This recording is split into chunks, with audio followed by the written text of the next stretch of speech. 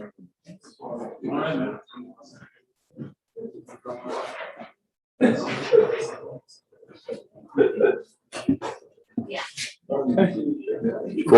Yep. All right. Good evening, everyone. This is the Planning and Zoning Commission meeting. It is October 25th, 2021 at 6:30 p.m. Would you please join me in a moment of silent prayer and the Pledge of Allegiance?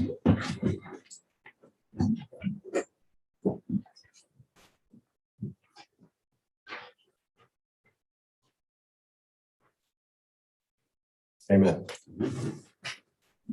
I pledge allegiance to the flag of the United States of America and to the republic for which it stands, one nation, under God, indivisible, with liberty and justice for all.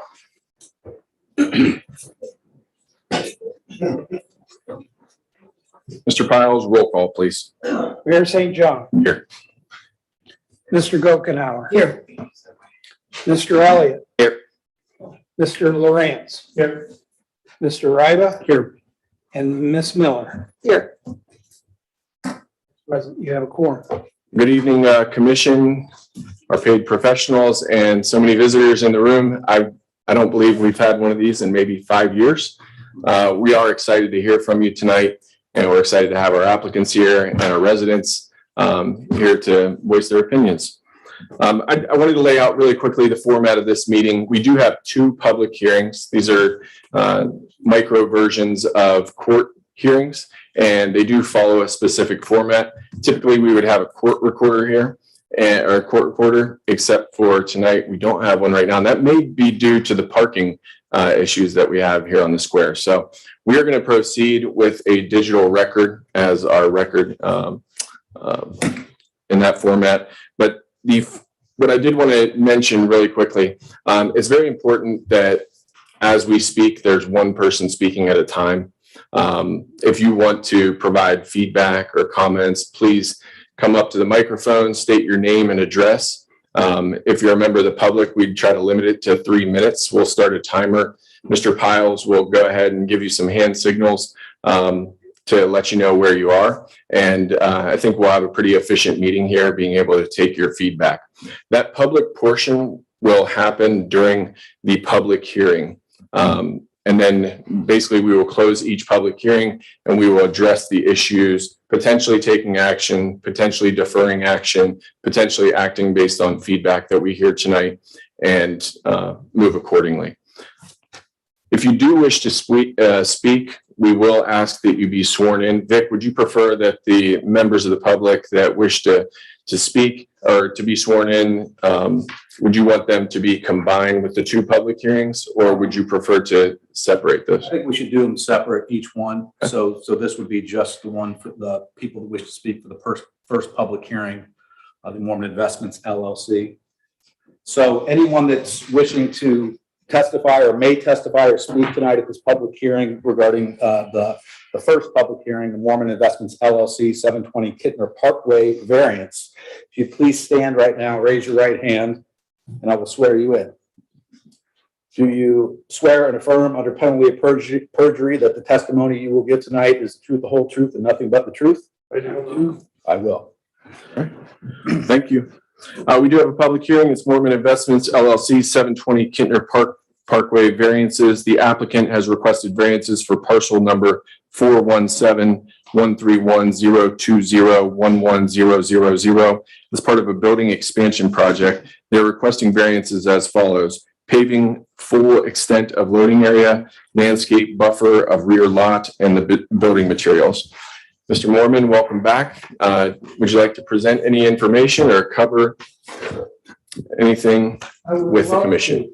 Thank you. Except my architect and my site engineer were supposed to be here, and they're both on their way.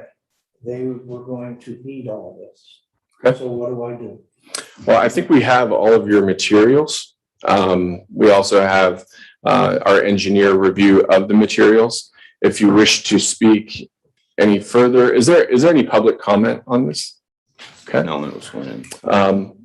We may be able to close the public hearing after we enter some exhibits. Go ahead. That'd be fine. So with the applicant's permission, I was going to mark your submittals as exhibits to get them entered into the record of this public hearing. So I'm going to mark as Exhibit A, the two-page document, which is the applicant or the application and your narrative that went along with that. As Exhibit B, we will mark the public notice, which is a one-page document. As Exhibit C, we will mark the mailing list in the proof of mailing, which is a 3-page document. And as Exhibit D, we'll mark your site plan, which is a multiple-page document stapled together, and admit them into the record of this public hearing.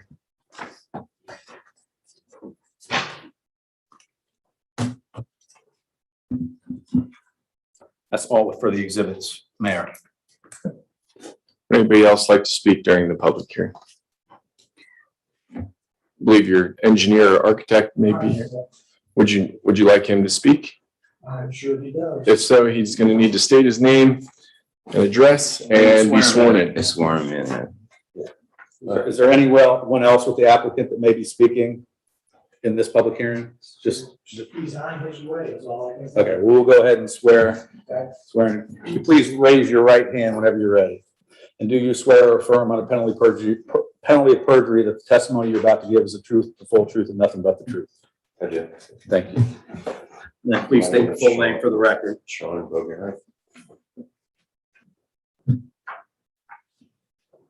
The last time we were here, you requested like a 3D. And Sean, I'm sorry, you weren't here when the mayor began the meeting. We don't have a court reporter tonight. We're doing everything on the audio digital. So anytime you speak, please be in the podium in front of the microphone and speak slowly and clearly and loudly so we make sure that we're capturing anything.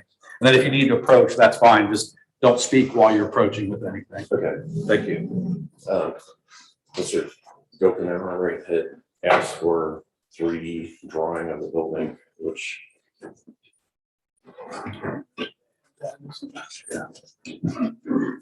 Here, I'll hang it out while you okay. do your talk. Thanks. Yeah. Okay with you, applicant, we're going to go ahead and mark this one-page 3D drawing of the building as Exhibit E. Enter it into the record. Yep.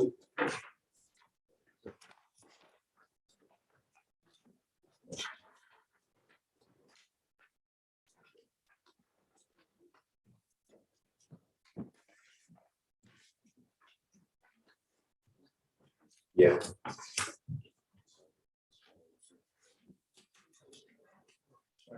Unfortunately, we're going to have you sworn in. So, please raise your right hand. Do you swear or affirm under penalty of perjury that the testimony you're about to give is the truth, full truth, and nothing but the truth? Okay. Please state your full name. Again, I don't know if you were here when I just spoke again. We don't have a court reporter, unfortunately, here tonight. She may be coming, she may not. But in the meantime, we're doing a digital audio recording. So when you speak, please speak slowly, loudly, clearly into the microphone. And if you are having to approach the commission at all, don't speak while you're doing that. Just speak at the podium. Okay. Thanks. Thank you, Commissioner. Please state your full name for the record. Aaron Heidinger, Gandy Heidinger Group, 642 Brooks Edge Boulevard, Westerville. Thank you, everyone.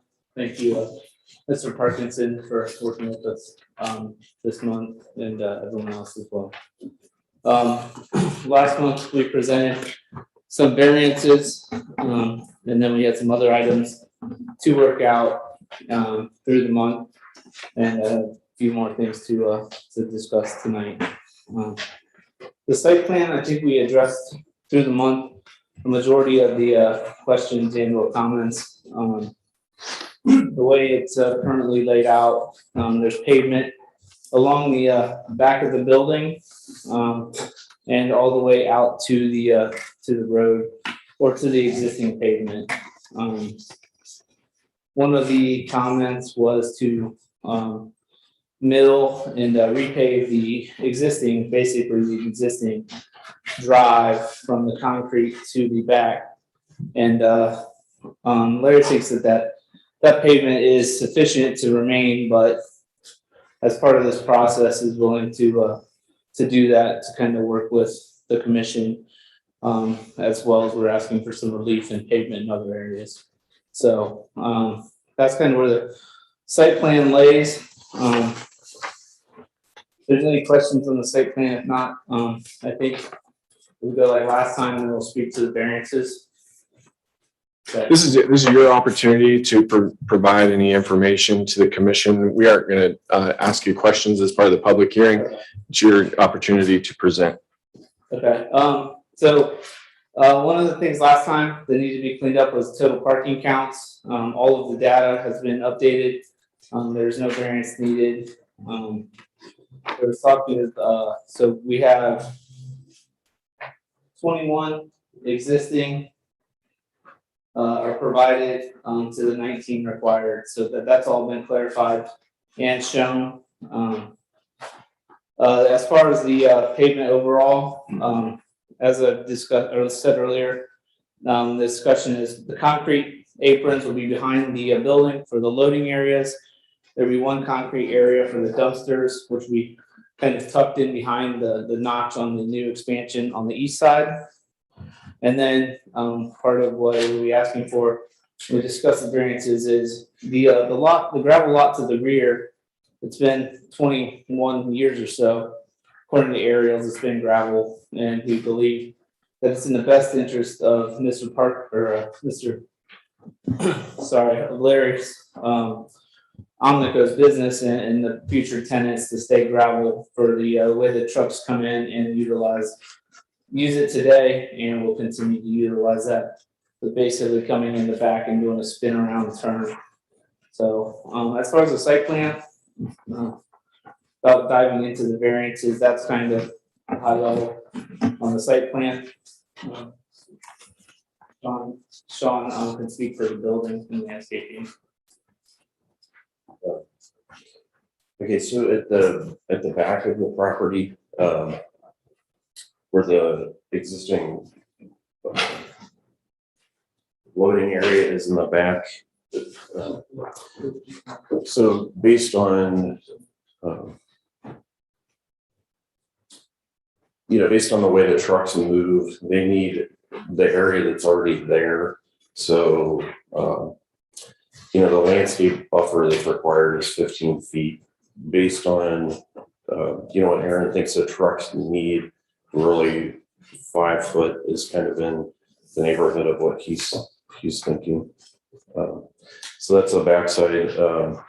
As far as the one tree per 40 feet, we have that many trees at the back. They're just not at the spacing that the zoning code requires.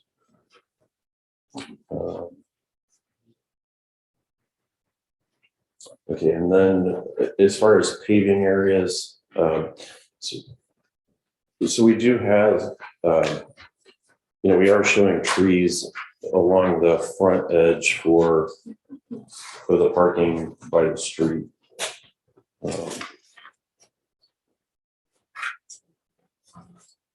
And then I think Larry's asking for a variance for the screening at that edge in the back. That's already an existing condition. I think this is thought process there.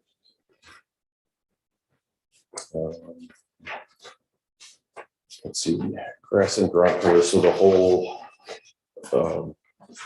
everywhere that's not paved would have grass.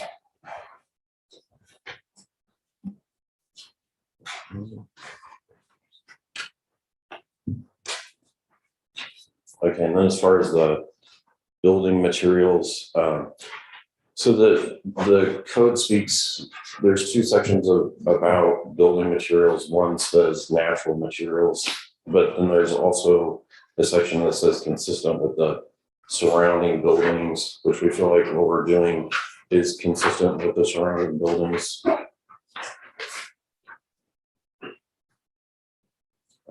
So I think that's what I have for now, if that's okay, unless you guys have questions. Okay. All right. If there's no other comment, then we're going to go ahead and close this public hearing. Thank you. We are on to the public hearing for Romanelli Sunbury Group LLC and NPA Commercial Property LLC rezoning. The applicant has requested to rezone parcels 417, 412, 02001016, 417, 412, 02001017, 417, 412, 001004, 417, 412, 02001005, and 417, 412, 02001006 from Planned Industrial to Planned Commercial District. The parcels are located along West Granville Street and Sunbury Meadows Drive. And if there are any folks in the audience that would like to speak for this issue, please rise and be sworn in. And we would ask that you fill out a piece of paper with your name and phone number. This does not obligate you to speak, but let's say it enables you. Yeah, so if you think at all that you might speak, please stand right now, raise your right hand so we can swear you in. But like the mayor said, it doesn't obligate you to actually speak. If you decide not to, that's fine. But if you're going to speak, you need to be sworn in. And as you come up, as the mayor indicated earlier, to the podium when directed to come up, please state your name clearly into the microphone. As you heard earlier, we don't have a court reporter here, unfortunately, so everything's being digitally recorded. So name, address, slowly and clearly into the microphone, and then you'll have the opportunity to speak at that time. Does that make sense? Okay, so everybody that wishing to provide testimony has their right hand raised. Okay. Do you hereby swear or affirm under penalty of perjury that the testimony you're about to give is the truth, the whole truth, and nothing but the truth? I do. Yes. Thank you. And as each of you come up, I'm going to ask you immediately after stating your name and your residence and who you are and who you're with, go ahead and please confirm into the microphone that you were sworn in, just so that we have that confirmation as well. Thank you. Right. And from the applicant, I believe we have Mr. Fisher here first up. Thank you for joining us. Mr. Mayor and Chairman, members of the commission, David Fisher, 207 North 4th Street, Columbus, 43215. Here on behalf of the applicants, Romeo and NPA, both have identified in the application materials. Thanks for the opportunity to be with you tonight. We will keep our presentation short because I see a lot of people want to speak tonight. I want to respect everybody's time and effort to speak, and I want to thank everybody for being here tonight. This is the way this ought to be. Also, I know there's a lot of these books up there, so I see hopefully you've all studied the booklet thus far and understand about this story. So with that, a little bit of history. If you don't mind, I'm going to interrupt you. I don't mean to, but as we did before, I'm going to go ahead and mark as exhibits Go ahead. with your permission. Yeah, go ahead and do sure, that. that's fine. That works. So marking as Exhibit A, the one-page rezoning application for the NPA Commercial Property LLC. Marking as Exhibit B, the rezoning application, which is the Romanelli Sunbury Group LLC, again, one-page document. Marking as Exhibit C, the public notice, which is also a one-page document. Marking as Exhibit D, which is a two-page document. The mailing list, or, I'm sorry, it's actually a 1, 2, 3, 4, 5, 6-page document. It's the mailing list along with the proof of mailing. And then as Exhibit E, the Sunbury Commerce Park rezoning application development plans notebook that was submitted by the applicant. And then underneath it, got it. As Exhibit F, the architectural renderings, which is a 1, 2, 3, 4, 5-page document. And if there's any other documents that I don't have that you want to speak to, just let me know. We'll mark them as we move That's along. fine. Bobby, can you hear me okay with this microphone? I'm happy to hold it if it's not loud enough. We can hear you okay. How Can you about hear me okay? members of the public? Great, thanks. Well, Steve, do you have a volume? that better? Okay. Is that better? Yeah. Speak loud. Okay. I believe me, my dad's a preacher. I know how to talk really loud. So, my one question before you started, Steve, the last, I think it was Exhibit F. Yes. Are those the supplemental drawings that we sent up the other day, that Sarah sent up the other day? That's correct, Okay, I want to make yes. sure we had that. And have those been distributed to all the commission members? They have them at their dais Okay, tonight. good. Okay, great, good. Thank you. So a little bit of history. I have with me tonight Mr. Romanelli and his son, and Gary Smith as part of our team. Gary is the land planner working with us on this deal and helped assemble this book and many of the materials in here. Mr. Romanelli and I have been up here for a long time. The faces change over the time, but I think this property was owned about 25 years ago. It's part of the old Paul Miller farm, which is what originally brought all of us up here to work with Paul. That included over where the Kroger shopping center is now and all the things up around the corner there that were done over the years. That's why you see on the northern part of this property, on the other side of West Granville Street, you see a couple of industrial buildings at that time. There was also a parcel that was sold to the library. There was a parcel, given to the EMS, a parcel that was bought by the Postal Service as this whole area of the village developed back in that period of time. So Mr. Romanelli has been up here with me at his side for 25 plus years developing in the area. I think it's important to understand that history in terms of how all this came about. I think it's also important to understand that as we look at the land we're talking about, that when Dominion, now Pulte, developed the Sunbury Meadows complex south of here, at the request of the village, Mr. Romanelli contributed land and $250,000 to help build the Sunbury Meadows Drive north to connect this property with no tangible benefit to him at the time until development could occur in that area. Property is currently zoned industrial. I would suggest that each of us here, from the developer standpoint, from the commission, and from all the folks in the audience, study what can happen in an industrial zoning area.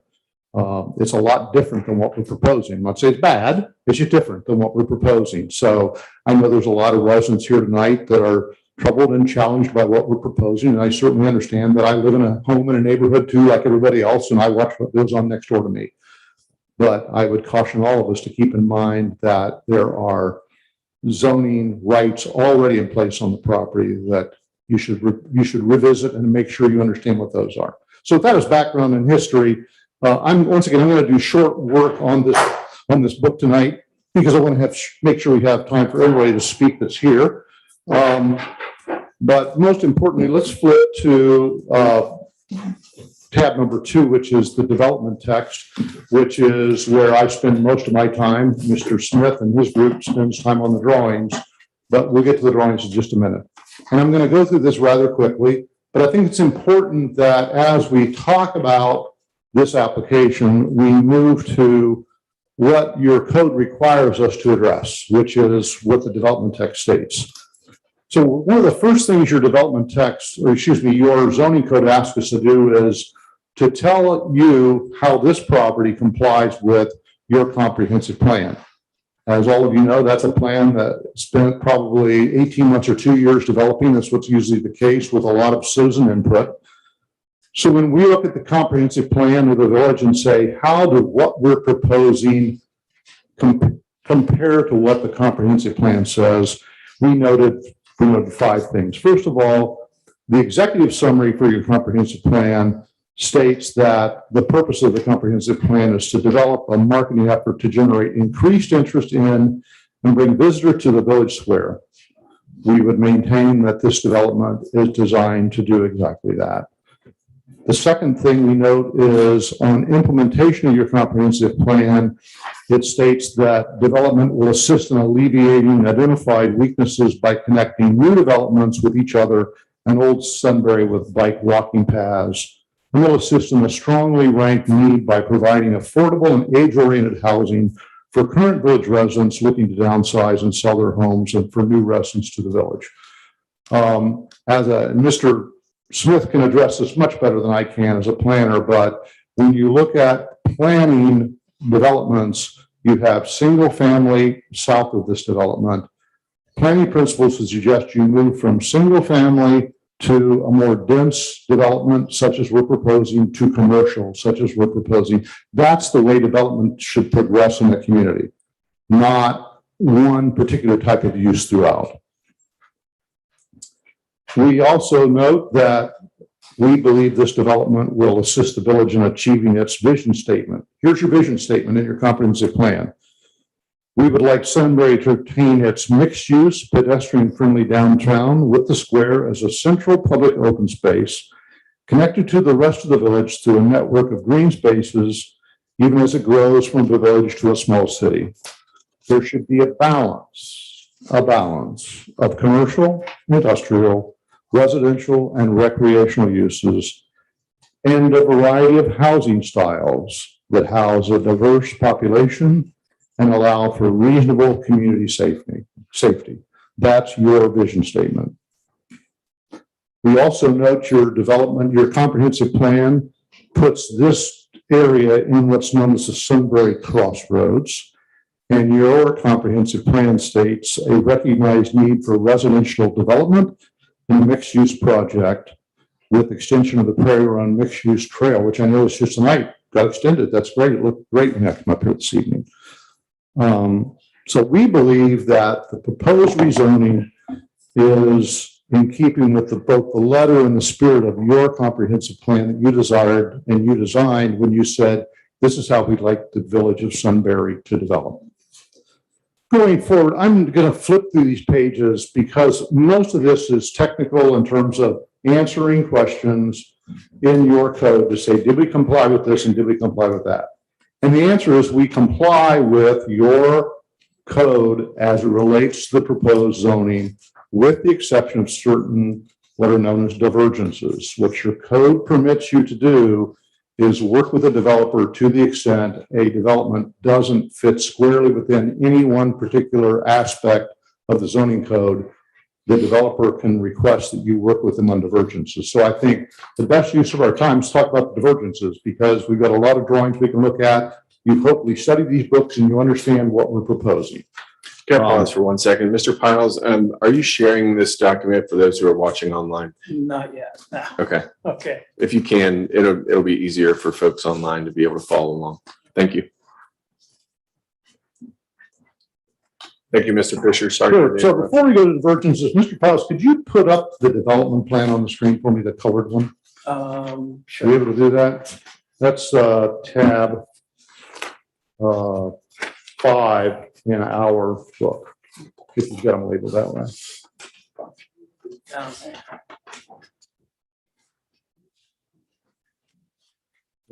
You've got the colored one. There should be a colored one in there.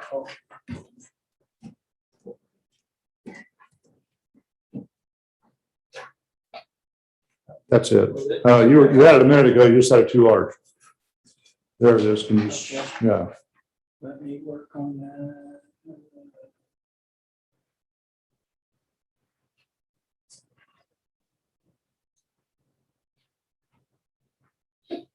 There you go. Thank you.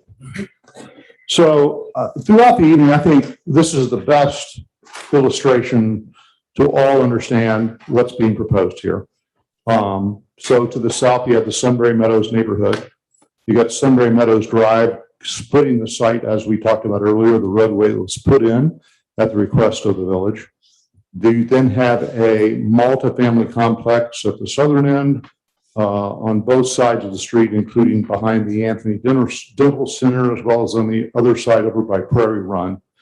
Then at the north end, the northeast end along West Granville Street, you have the mixed-use portion of this development, which is a small commercial center that will consist of a couple of buildings and hopefully a restaurant user with hopefully an outdoor patio to add some additional restaurant use near the village square.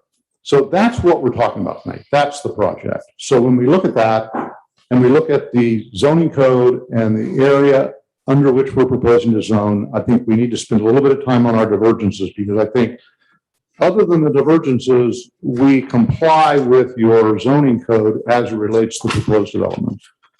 And our divergences begin on page 10 of the text, if you've got it handy there. So the first one's a tree survey divergence. The site is not heavily treed in the center, only treed off to the side. And so we'd ask you to diverge from having us do a tree survey with the understanding that when we come back with a final development plan, as you on the commission know, perhaps you in the audience know as well, there's a two-step process here. We're coming in now with a zoning and a preliminary development plan. If we would succeed in having the property rezoned before we can build anything there, we have to come back with a final development plan.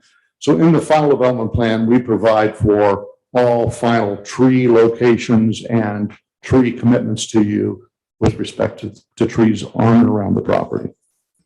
The next divergence is a screening divergence that deals with patio areas needing to be screened. And we simply explained in that divergence that restaurants typically don't want screening around their patios. And so we asked you to give us a divergence there to allow an outdoor patio for the restaurant at the northeastern end of the site without screening around its patio area. The next set of divergences all fall together, which are we refer to as the general multifamily divergences. Your code requires in this zoning district that apartments be restricted to areas over and above commercial storerooms or offices. We've asked you to allow this development to proceed as standalone apartment buildings. The justification being that's what the marketplace demands. The second divergence is one bedroom apartment. You have in your code limited minimum sizes for apartment units, and we ask for a divergence to allow what we call the carriage house units, which are over garages, to diverge from 850 square feet down to 525 square feet, and for others to be from 850 square feet to 800 square feet. Once again, if you travel in and around Central Ohio and even in various parts of the village, you're going to find that those are apartment sizes that are marketplace and what the real market will justify and support. Lastly is when the Sunbury Meadows Drive extension was brought north, without a development on either side, the drainage areas were wider than you would otherwise have if development would have occurred. We're working with your engineers to change that platting and reduce that down, but there's a couple of units that are over garages, the carriage house units, where their deck will encroach a couple of feet over the drainage easement area, but up in the air, not at the surface. So the point of it is, it's not a deep divergence in a deep encroachment into the easement, and it's above ground, so it had no disturbance on water flow or maintenance or other issues that need to occur there. That's the third divergence on multifamily. Then we have a series of parking divergences dealing with the number of parking spaces and also dealing with the size of parking spaces. Once again, we believe are all market justified, and the justifications are set forth in your materials.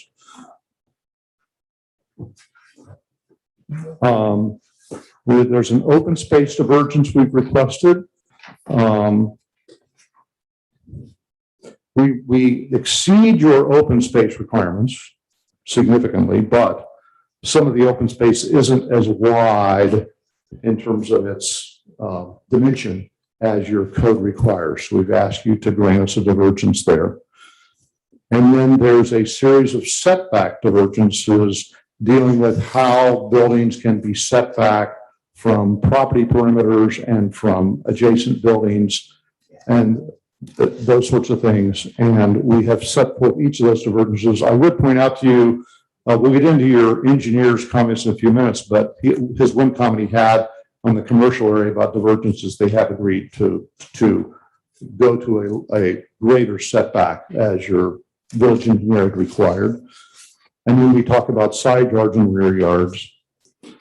And then the next divergence is your residential design standards that require certain numbers of dwelling unit limits in multifamily buildings. And we're asking for a divergence there to allow the number of units per building that we've set forth here. And then we've asked for a divergence on timing. Should the zoning proceed and be approved, the multifamily project would proceed immediately, but the commercial development and restaurant development out on Granville Street will take a little longer because they've got to find users for each of the areas before they're willing to develop out in that area. But it would be irrevocably zoned for that. And then the last one is each developer should be limited to liability for its own development. So NP should be responsible for the commercial development, and Mr. Romanelli should be responsible for his development. I mentioned a couple of minutes ago the engineering report we got from Mr. Parkins, your village engineer. We reviewed it in depth. We have absolutely no issues with his comments and his requirements and his requests in that. We're fine with all of that, and we will comply moving forward should you see fit. And we're happy to chat about each one of those in more detail if you would like us to do so. Gary, do you have anything to add from a planning standpoint that you want to get deeper into tonight? I'm sure there'll be some questions from folks in the audience and from the commission as we go through that. I want to close by saying Mr. Romanelli has been a committed developer of Sunbury for an awful lot of years. I know there's going to be some comment tonight from people that this is isn't what they want, and he understands that. And at the end of the day, if the folks in the audience and the commission tonight or in further deliberations decides we want to leave the zoning alone, we understand that. That's the American way. That's everyone's prerogative to speak, and we want to go forward on that basis. I would ask everybody, though, to keep in mind the quality of development that Mr. Romanelli has brought forth in Sunbury over the years, his commitment to Sunbury over the years, and what could happen under the current zoning classification should you not move with us to go forward on this rezoning. The other thing I want to say to you is the phases have changed on this zoning commission over the years, but some of you have been around long enough. I know Mr. Gokenauer and Mayor of St. John and others that we have been coming to you in good faith and talking about this project for 3 to 5 years now.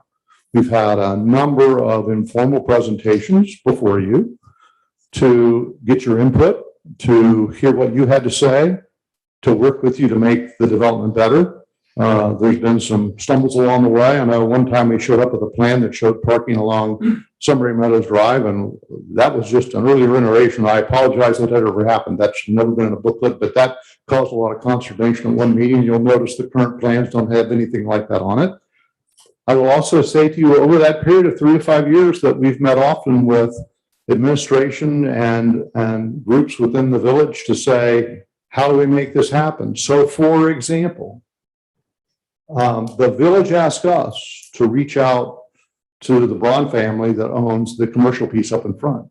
At the city's request and at Mr. Roman's expense, not only did we reach out to him, but we've also prepared all these materials on Mr. Romanelli's dime because the city asked us to do that. And those of you who have been around long enough know that's how Mr. Romanelli operates. When the village asks him to do something, he steps up and he does it. And so he would kindly consider your consideration of this proposal. We think it can be an exciting development for the city as you grow to a city. We think it complies with your comprehensive plan. We think we've put a top-notch development team together. The architecture being done on this project by David Maleka down at Moody Nolan. He is one of the top flight architects in Central Ohio. He does phenomenal things, and Mr. Romanelli would do nothing less than have the best. He's not going to be associated in Sunbury or Westerville or any place else he works with any projects that aren't top-notch. He's not like others that come before you that builds and then sells. He continues to own everything that he has developed in and around Sunbury and other parts of Central Ohio. So with that, I'll close my comments. I thank you for your time. I'm anxious to hear what our residents nearby have to say and what the commission has to say. Thank you very much for your time. Thank you, Mr. Fisher. Anybody else from the applicant side like to speak? All right, thank you. All right, we're under the public participation portion of the meeting. If you wish to speak, come on up. say your full name and address, limited to 3 minutes. Steve will start waving his hands at you when you get close. And one person speaking at a time. Thank you. Mr. Bennett, thank you. Someone's got to. Come on up. Guys hear me? Yes, sir. Barry Bennett, 5401 Plantation Road. Property in question, as far as this hearing is concerned, is 130 Burger Drive, right across the street from this development. And you were sworn in prior to the hearing. Yes. Thank you. I have a letter that I did not email. Can I pass that out now to the board, or should I have it later? Will be added as an exhibit. Yes, it would be. If you have enough copies for everyone. Mr. Parkinson, you mind helping pass this down? Thank you. sir. There'll be a few extras. You guys want. Thank you, sir. I have the Cliff Notes version of that. If there's not enough time, because there's a lot of people that want to talk. And I'm going to mark this with your permission as exhibit. We'll call it 1, since the applicant was using letters. Thank you, sir. Okay, so, as I said, this will be a condensed version of the letter you got in the interest of time. I'm sure I'll get gonged off if I go over here. I'm against the zoning change. Some of the reasons for that are technical, some are more reflective of my opinions of what Sunbury is and where Sunbury is headed. In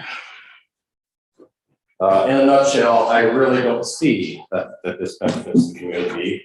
I do see how it can benefit builders, and I'm not begrudging them their opportunity to profit from their land, but I don't think this is the place for this apartment development to be happening. My reading of the zoning codes, and I think it was confirmed, is that the change from industrial to C1 allows apartments, including apartments above commercial developments. If that's an error, someone will correct me at some point, I'm sure. So I'm not voicing an opinion on apartments in general. I'm voicing an opinion on apartments at this location. I believe it's too close to the center of town, and it's going to consume what remains of the land that businesses are going to want. I understand the strict concept of the 2 commercial developments right on the road, but there's an awful lot of other land that probably would be better used as industrial or business rather than residential. The current landowners knew that this was industrial zone when they bought it, and changing it now just doesn't really sit too well with me. I suppose this happens all the time, but it's new to me. Along those lines, I was expecting when I purchased my property, which is right across the road, that it would remain industrial. I think this drops my property value by changing this to residential now. In addition, traffic on that road is impassable during 3 times of the day. The 3 rush hour, morning, lunch, and going home time. Adding another several hundred cars is not going to help that. I also believe that once we allow rezoning for apartments for one builder, one developer, it's going to be a lot easier for more to do that. And again, I don't know that apartments are necessarily bad for Sunbury, but I think they're bad right here. So I guess in closing, I'm just going to say that I get a feeling of being swept aside by an excavator when this kind of thing happens. I had this happen to me in another community that I lived in, trying to get out in front of the steamroller before it builds up too much speed. I'm a little disturbed that there's been so much discussion going on that nobody knew about till tonight, if that is actually the case. I don't know why the residents are not more involved in these things as they're happening. We have to find out after the fact that it's already in the drawing stages. Steve, I wasn't watching your hands, but have you been waiting? Am I done? Yes. Okay. If you could wrap up, Mr. Bennett, thank All you. right, wrap up, I will say. You've got a lot of people that speak. I hope that the zoning board follows its past exemplary example of taking the existing residents under consideration and will deny this application. Thank you. Thank you. Next speaker. Come on.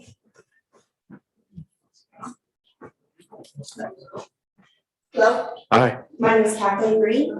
I live at 1318 Sunbury Meadows Drive. Yes, I'm just one of the craziest. Thank you. For 25 years, I was a surveyor. And I worked in the neighborhoods for Mr. Romanelli, and I would not say that he does poor work. He does beautiful homes, and I have done some of his homes. And I'm responsible for some of you old Sunburians, for Sunbury Meadows and a lot of their streets and undergrounds and houses, so you're welcome. Thank you. But what I wanted to say is in two parts. The surveyor part would tell you, you know, that if you're gonna add 100 and however many houses or apartments, that all your intersections and stop signs will no longer be intersections and stop signs. You will have to widen the intersections and make stoplights and turn lanes. You know that's going to happen because it's already congested and there's nowhere for people to go. That's going to have to be done to alleviate traffic problems. There's going to be more roundabouts, which everybody hates, traffic lights and all that stuff to alleviate problems. The second half of what I wanted to say is I'm no longer a surveyor now, I'm a bus driver for your district. Because you guys have a problem. 58 residents that want to put there? You don't have enough buses.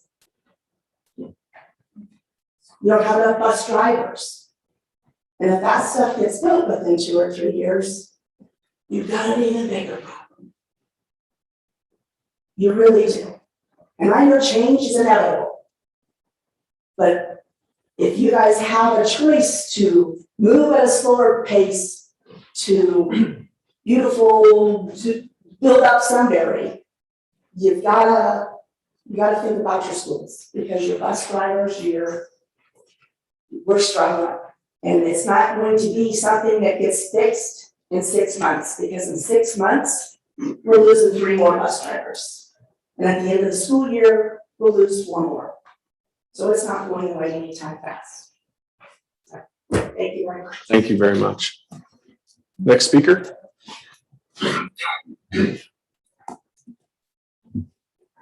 Hello, my name is Audrey Moyer. I was sworn in already. I live at 166 Avena Court, and thank you for allowing me to speak tonight. I do want to piggyback off of what she said.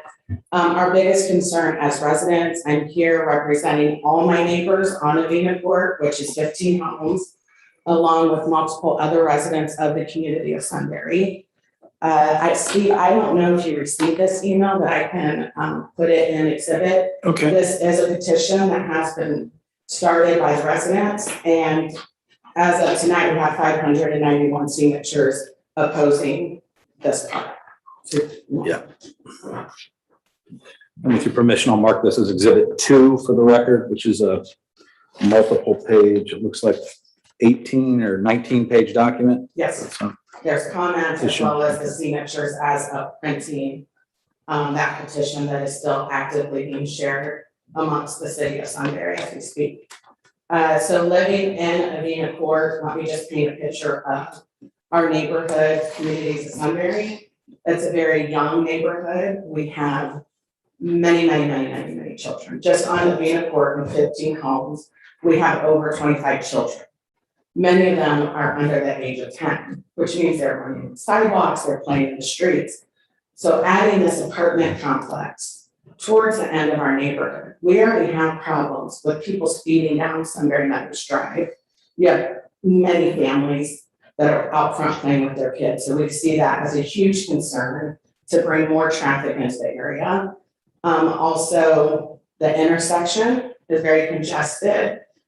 Like she said, the buses, I have a son in the intermediate school, they're seating 3 per seat. And that's in COVID. So imagine when, it's just normal. And these kids are all growing up, they're gonna get on those buses. Some of them may choose not to. Communities of Sunbury is walkable to the middle school. So now you're gonna put more children on sidewalks and you're gonna add these units with more people who are gonna be driving, who are gonna be stopping, who are gonna be speeding.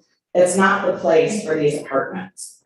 We also have the EMS substation that gets backed up from 36, 37. Again, more traffic. How are they gonna respond to calls? How are they gonna get there? Not to mention our tax values. We moved up to these neighborhoods, we purchased our houses based on what a growing city, we know Sunbury's growing. I want the growth. I welcome the restaurants, the commercial, we know this. Lastly, I just want to mention that there was a study that you guys did in 2016 where you were asking for resident feedback of parks, open space, open green area. So you're just taking a big chunk of that and not getting what your residents are asking for. So I ask that you keep that in mind. You keep our children's safety in mind. Thank you. Thank you. Next speaker.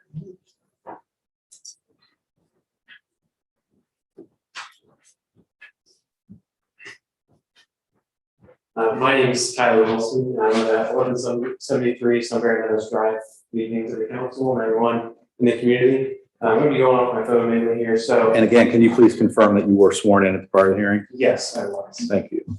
So as a member of the community of Sunbury, my main concern is for the safety of my neighbors within the community.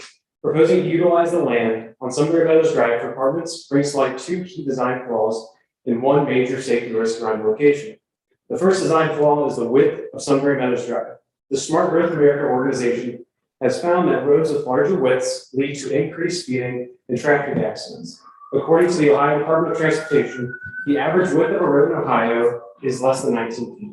However, the width of Sunbury Meadows Drive is 34 feet, a 79% increase.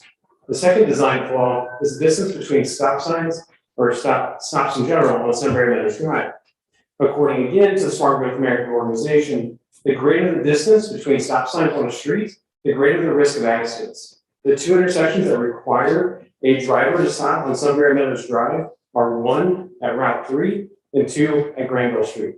This is a distance of over 4,400 feet, which is above the statistical average for a suburban road in Ohio.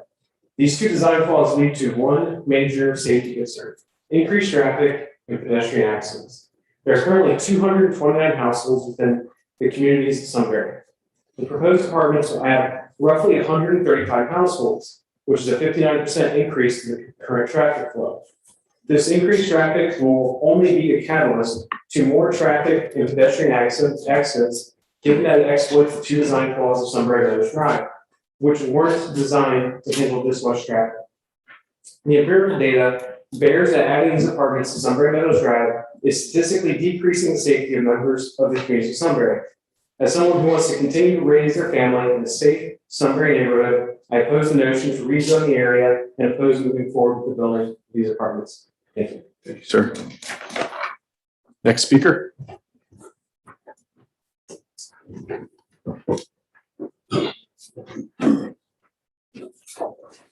I'm Bill Showbridge.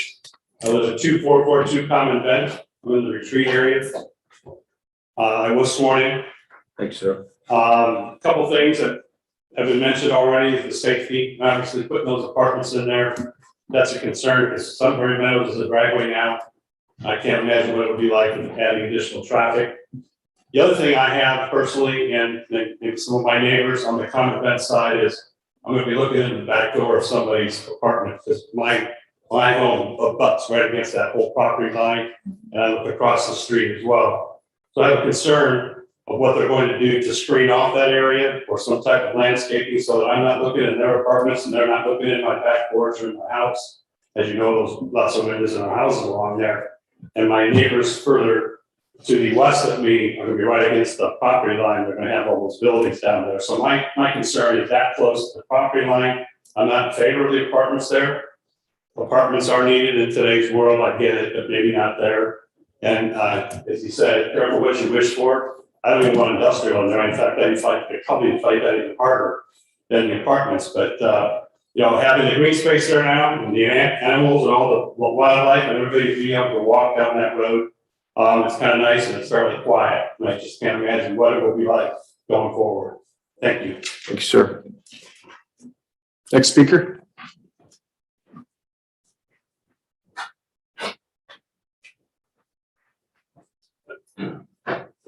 Race.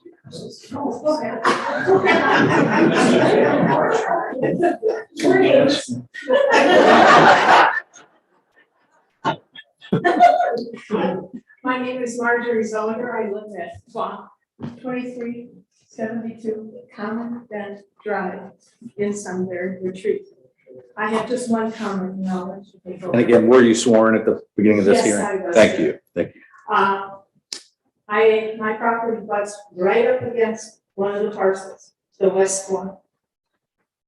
Right behind me, there is a wetland. I don't know if anyone's addressed that. It's has wildlife in it, springtime keepers, and they all year round. I have deer bedding down there.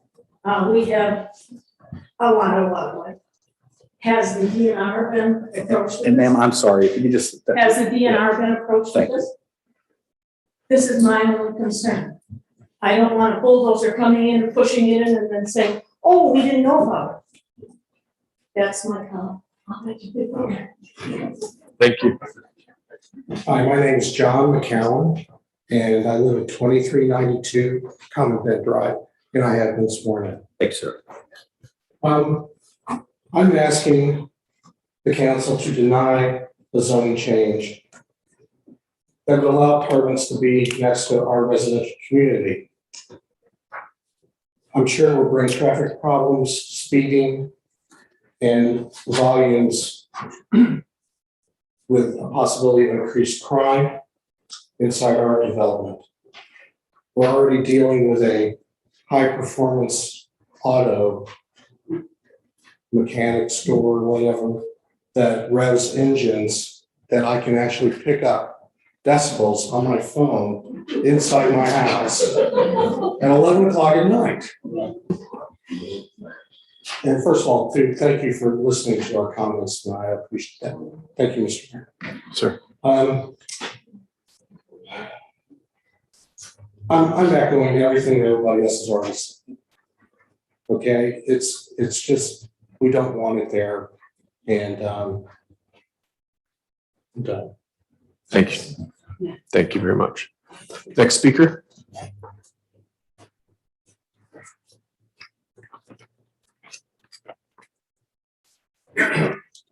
My name is Mickey Halls. My name is Mickey Halls. I live at 2182 Common Bench Drive, and I've been sworn in. Thanks, sir.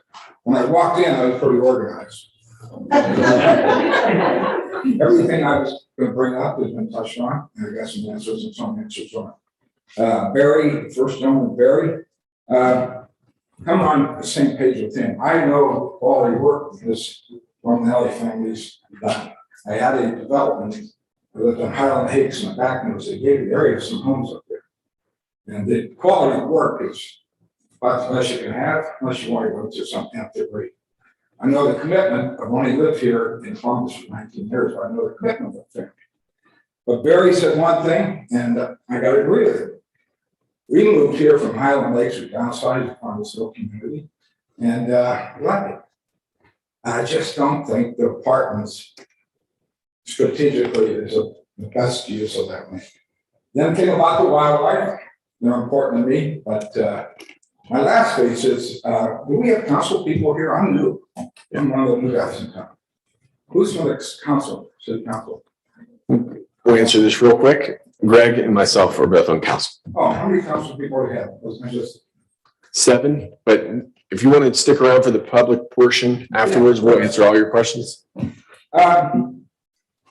I would assume that the city, once the proposal came out, or city has looked at the cost, long-term, short-term costs associated with some of the items that were brought up as far as travel, cars, extended roads, maybe widening the roads, schools. Moved in Olentangy in 2002 with one high school. And it was a younger farming type community, from what I heard, and they exploded like you wouldn't believe. This is all good stuff. It's all good stuff. 4 high schools. I'll give you some facts. Built a house about 3,450 square feet. My taxes when I moved in 2002 were about 3,600. My taxes when I sold it 3 years ago were 11,600. That's because of the school systems, which drive property values. And that ties back in the type of people I also want here, take that with tongue in cheek. Apartments. there's regulations that went on to, what's his name, Yost, who's our state, Mike Yost, is that his name? Dave Yost. Yeah, I'm looking, how many people can live in a park? And it's a touchy situation because you can't say pigs, you can't say this, you can't say a lot of things. But you can say what the occupancy rate can't be for a one-bedroom park. In the state of Ohio, it's 2 people. And that's fine. But everything I've seen, especially out in Old Candy, we put these little orchards and these high-rises out there, nobody was monitoring. And guess what, you know, a lot of people move in to pay that lower tax rate and get that education. So I'm going from one direction, supporting apartments, like supporting growth. I didn't move here for apartments. I moved here to try to maintain a little bit of culture that many people that have met in this little community have had for years and years. So the cost of what is the long-term cost going to be for this community, and how will it affect taxes? And who will take that up? Is that a council thing? What's the next part of this process? Just because I'm trying to be as even as possible, we're not going to engage in back and forth discussions. If you want to stick around, I noted your question. We can talk about that. This is, and no offense by that, I assure you. I try to be level for everyone here. Thank you very much, Mr. Wells. Thank you very much. Thank you, sure. Do we have another speaker? Could you raise your hand if you still plan to speak? I just want to get a gauge of how many more folks we have. This doesn't limit you. Does anybody else like to speak? Come on up. Could I speak? But I haven't been sworn in. Come on up, state your name. Is there anyone else that would like to speak that has not been sworn in? All right, thank you. Okay, raise your right hand, please. You swear or affirm under penalty of perjury that the testimony you're about to give is the truth, the whole truth, and nothing but the truth. Thank you. You don't have to confirm you were sworn, but please state your name and your. Paula Reardon, I live at 2282 Pavement in the retreat. So I'm not going to reiterate anything anyone has said. Another cost factor is the police and fire. Right now, I do know with the apartments, you're going to have increasing crime. We love our police, and the crime's going to go up, and that is a huge worry for all of us. Right now, we have speeders coming through, and we can keep up with that. We have a lot of young children there. I have concerns with who moves into those apartments, the proximity, there's a daycare there. I'm not sure how close it is to the school, but sex offenders, who's going to monitor that, who's moving in? We live in a very wonderful community. We moved here, we used to live in the country, we downsized, moved back to the village. We lived in the village, moved out to the country, moved back to the village for this reason. And everyone else, I believe, moved to Sunbury for this reason or stayed in Sunbury. We love the small town feel. We have plenty of apartments in Sunbury. The North Point that opened, I heard a rumor that there were ones that opened up by the Vineyard. We need maybe condos. They have a vested interest in paying taxes, property taxes do not. Romanelli does wonderful work.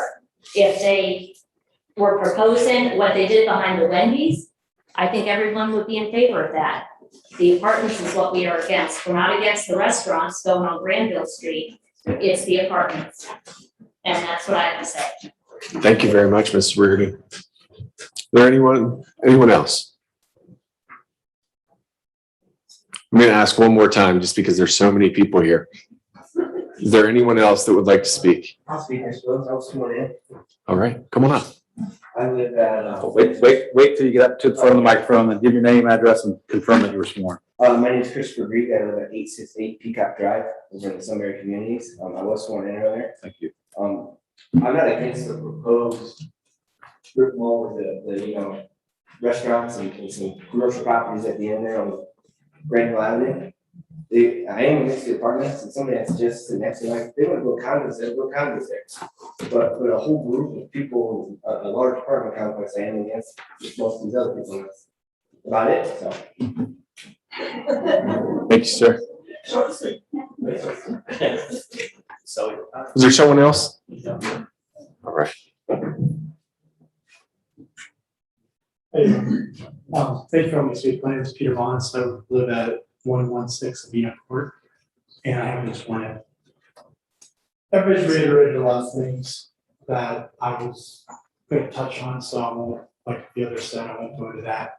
When I first, for purchasing, we were told that, and obviously it wasn't running out, it was faulty, and they said, well, you know, they're gonna do probably some ranch houses down there, and maybe even a small playground or something like that for kids. The one thing, somebody brought up earlier, the survey that you guys did was, what do you want? Some kind of a, we don't have anything for kids to do in this area. There's a bunch of children that are gonna get, I mean, just booming children. This, Variances, we have 20, like 15 to 20 kids, maybe 25 kids in our little cul-de-sac alone. And there's just nowhere for them to go. There's no real place, there's no real park or green space for them to play in. So I can't, you know, we can go to the church. I think the church is still a big thing, with maybe some information with, you know, working with you guys, I don't know. But even then, they have nowhere to go, nowhere to play. And as they grow up, I think that's gonna be a bigger issue because then they're just bored. Now, adding more children to this mix, you're just gonna have bored children and trying to find something to do, and then they're just gonna get in more trouble. That's just, you know, that's an opinion, obviously, it's not a fact. But the other thing we're looking at is, just like everybody else said, traffic. There's already, we live in a cul-de-sac and we have unbelievable traffic with a no outlet sign that was approved by zoning. We have a no outlet sign, we have 20, 30 cars at least a day that just do U-turns there. And it's like, it's still no outlet everywhere coming down the street, you know what I mean? So as some others have said, I'm not 100% opposed to the building something in that property. I'm opposed to something being shoehorned in there and being just put in just to be put in. I don't know if apartments is the best thing. I think somebody touched on maybe condos or some kind of smaller townhouses where there is a vested interest for those folks that buy or move into those that are able to do it. And the possibility of maybe also, you know, having some concessions, maybe having a larger green space, that could be a community space as well. Not only for the community of Sunbury, but also for the community itself. So that's just, you know, my 2 cents. Thank you, sir. Thank you for listening. Thank you very much. Here we go. Come on up. Good evening. My name is Jason Stogman, 1288 Sunbury Meadows Drive. I was sworn in again. There's a petition, I wish I had this good petition. It's a good indication of what the community wants, I think. I am one of the people in the community that does have 3 small children, so I figured I'd better come up and speak. I have 7, 11, and 13-year-olds. This past weekend was one of the very first times I let my 11-year-old walk down the street, across the street on her own. I've always been very fearful of Sunbury Meadows Drive. There are a lot of excessive speeders.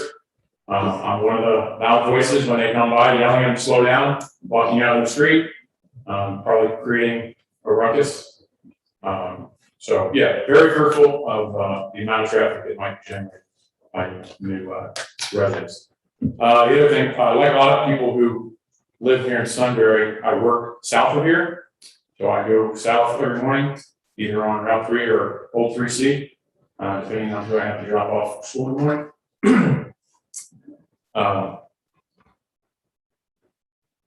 If you look at the pathway to go south, once you're on Sunbury Meadows Drive, if you go north towards town, you have to take a left at the stop sign, you have to take a left at the stoplight, then you have to go through a second stoplight down to the other entrance of our community, so it's 2 lefts, 2 stoplights. You go past my house, it's 1 left at 1 stoplight. That's an easy choice with 200 cars every day to go south from our community, right past my house. I would prefer there not be that much more traffic on Sunbury Meadows. Thanks. Thank you, sir. Is there anyone else that would like to speak? All right, I'll move to close the public hearing. Thank you. Right now, we are in the regular portion of our meeting. This first portion is the commission review of Mormon Investments LLC, 720 Kentner Parkway variances. The applicant has requested variances for parcels 417-131-020-11000 as part of a building expansion project. They're requesting variances as follows: paving full extent of loading area, landscape buffer rear lot, and the building materials.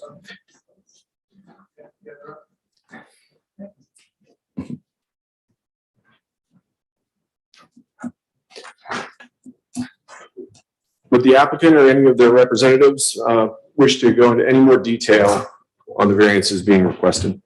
Yeah, Mr. Mayor, just so that they're clear on this, we are discussing the variance request at this juncture. The major site plan will be next.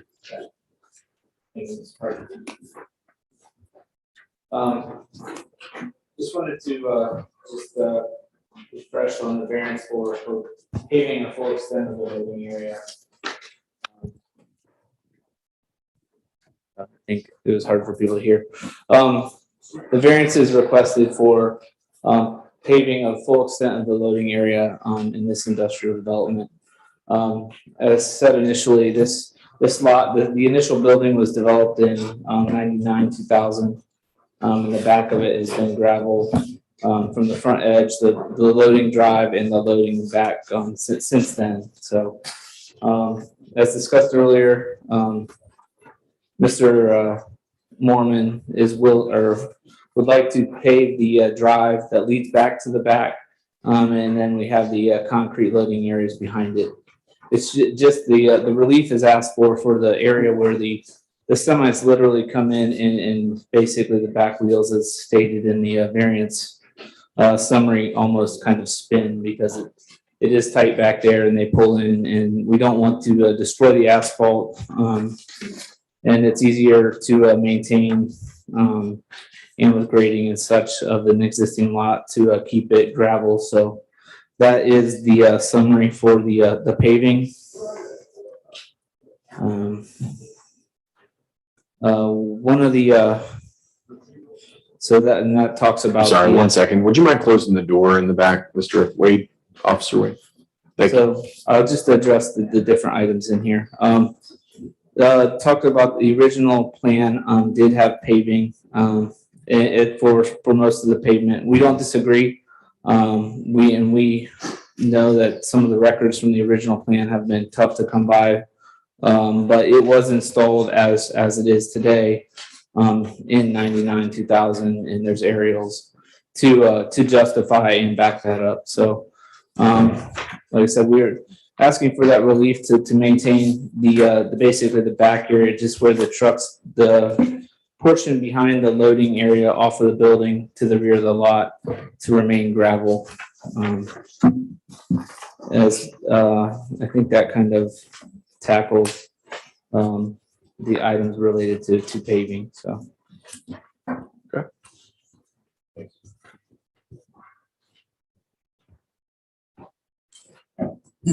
The next thing I wanted to talk about was a residential landscape buffer at the back of the property. And like we mentioned before, the area that's used behind the building for trucks now, like Larry needs all of that area and, is using it as it is now. And then we believe that if we take 15 feet out of there, that'll make it hard for the trucks to maneuver.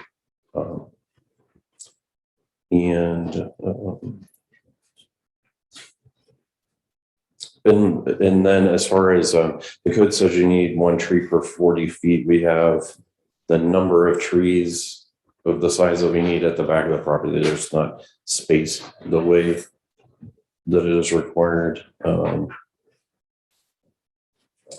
Okay, and then pavement area perimeters. So the front parking that is already existing and we're not changing it at all. We did put some trees up there, but not the landscaping buffer. And then the back loading area, again, there are trees along the edge. There's the number that we would need, but not the spacing that we would need.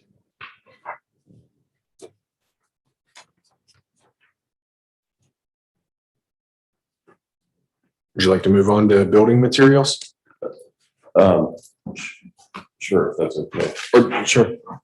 Yeah, I didn't mean to cut you off. I just, No, that's, is it okay if we move on to building materials? yeah, Thank you. sorry. It's okay. Okay, and then as far as building materials go, most of the, we wanted to do something that was consistent with the architecture that's already there. So when Larry had the building originally approved, there's supposed to be steps, which really, when I looked at it, they didn't really work. Because the eave height would get too low and then the building doesn't actually work. So, so the idea was to just make them even on the front. And then that sort of makes the details a little bit simpler, but the storefront windows that we're doing, the size and spacing of them are consistent with the other portion of the building. And also we feel like that's consistent with the other buildings adjacent to it on that street.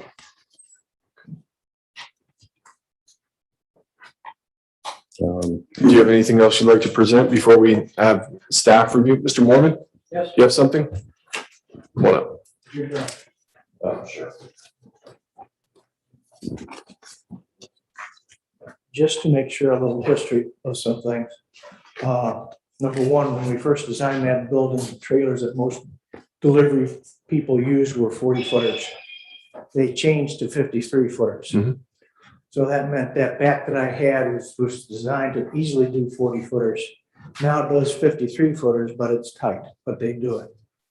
And one of the things that happens is those tires on the back of the trailer, they literally spin in one space. Okay. I have deliberately talked to several truck drivers about all of this to make sure I know what I'm talking about.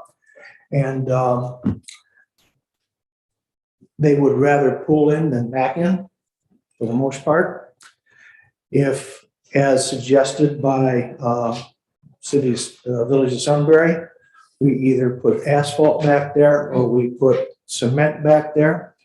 The asphalt will cost over $50,000 and the cement would cost over $100,000, which adds a great deal to the cost of the building. When I first was starting to look at this over a year ago, I sent a request to a builder out in Plain City to quote all of this. He came back with a bid of about $800,000. It went to my bank, which is now First Commonwealth Bank in Sunbury. Their appraiser says it isn't worth $600,000.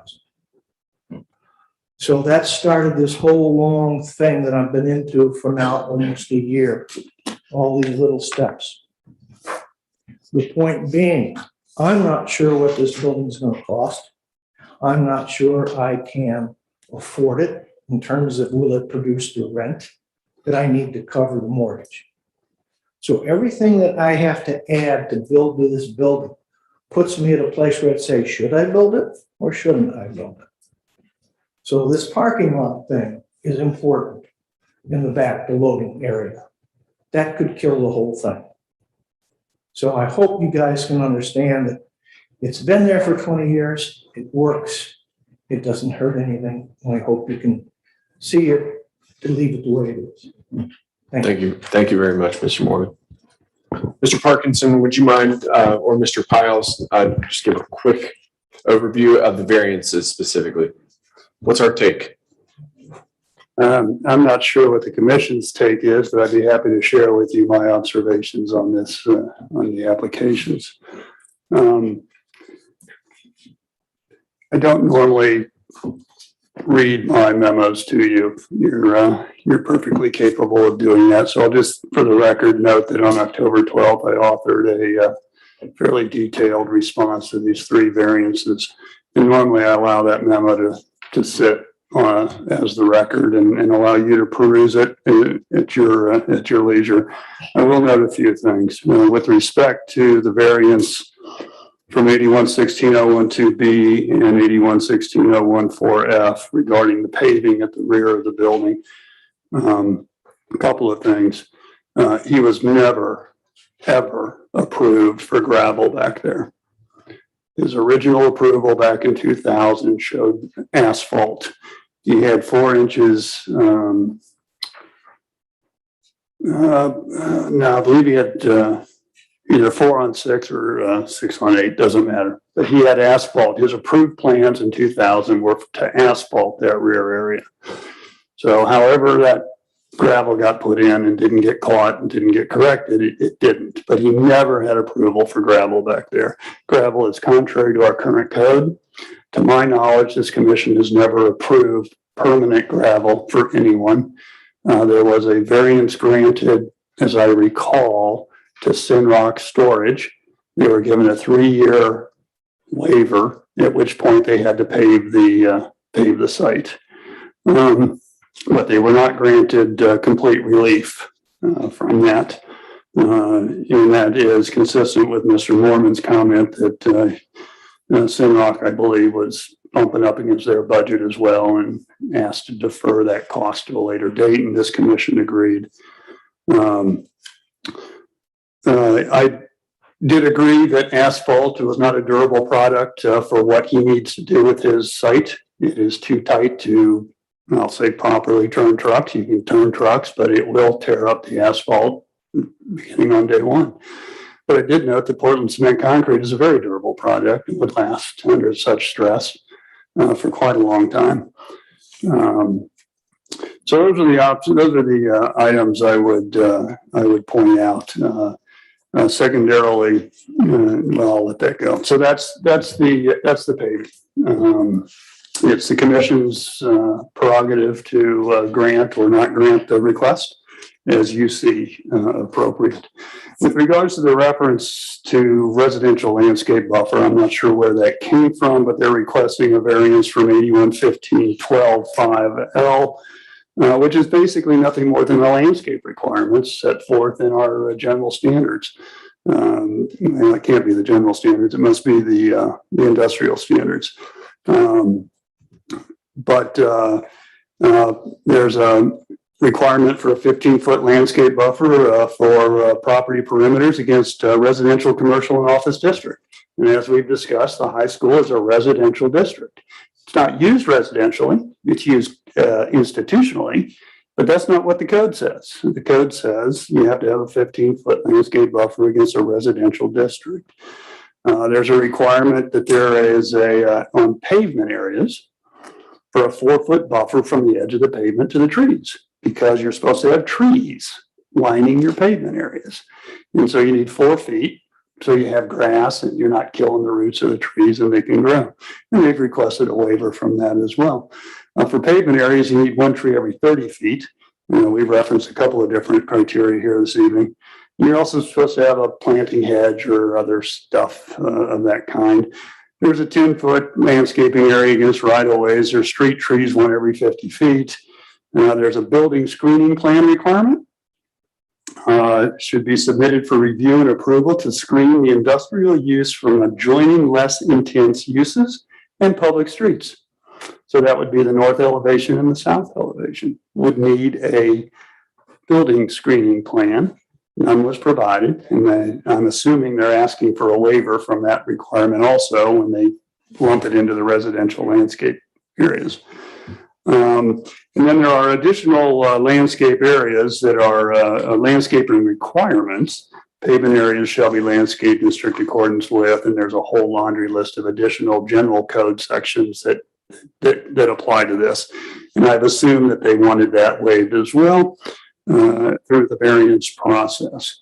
I haven't seen the rear of the property in a long, long time, so I can't tell you to what degree the large quantity of trees and bushes along the property line, as they've stated, actually provide a visual barrier from the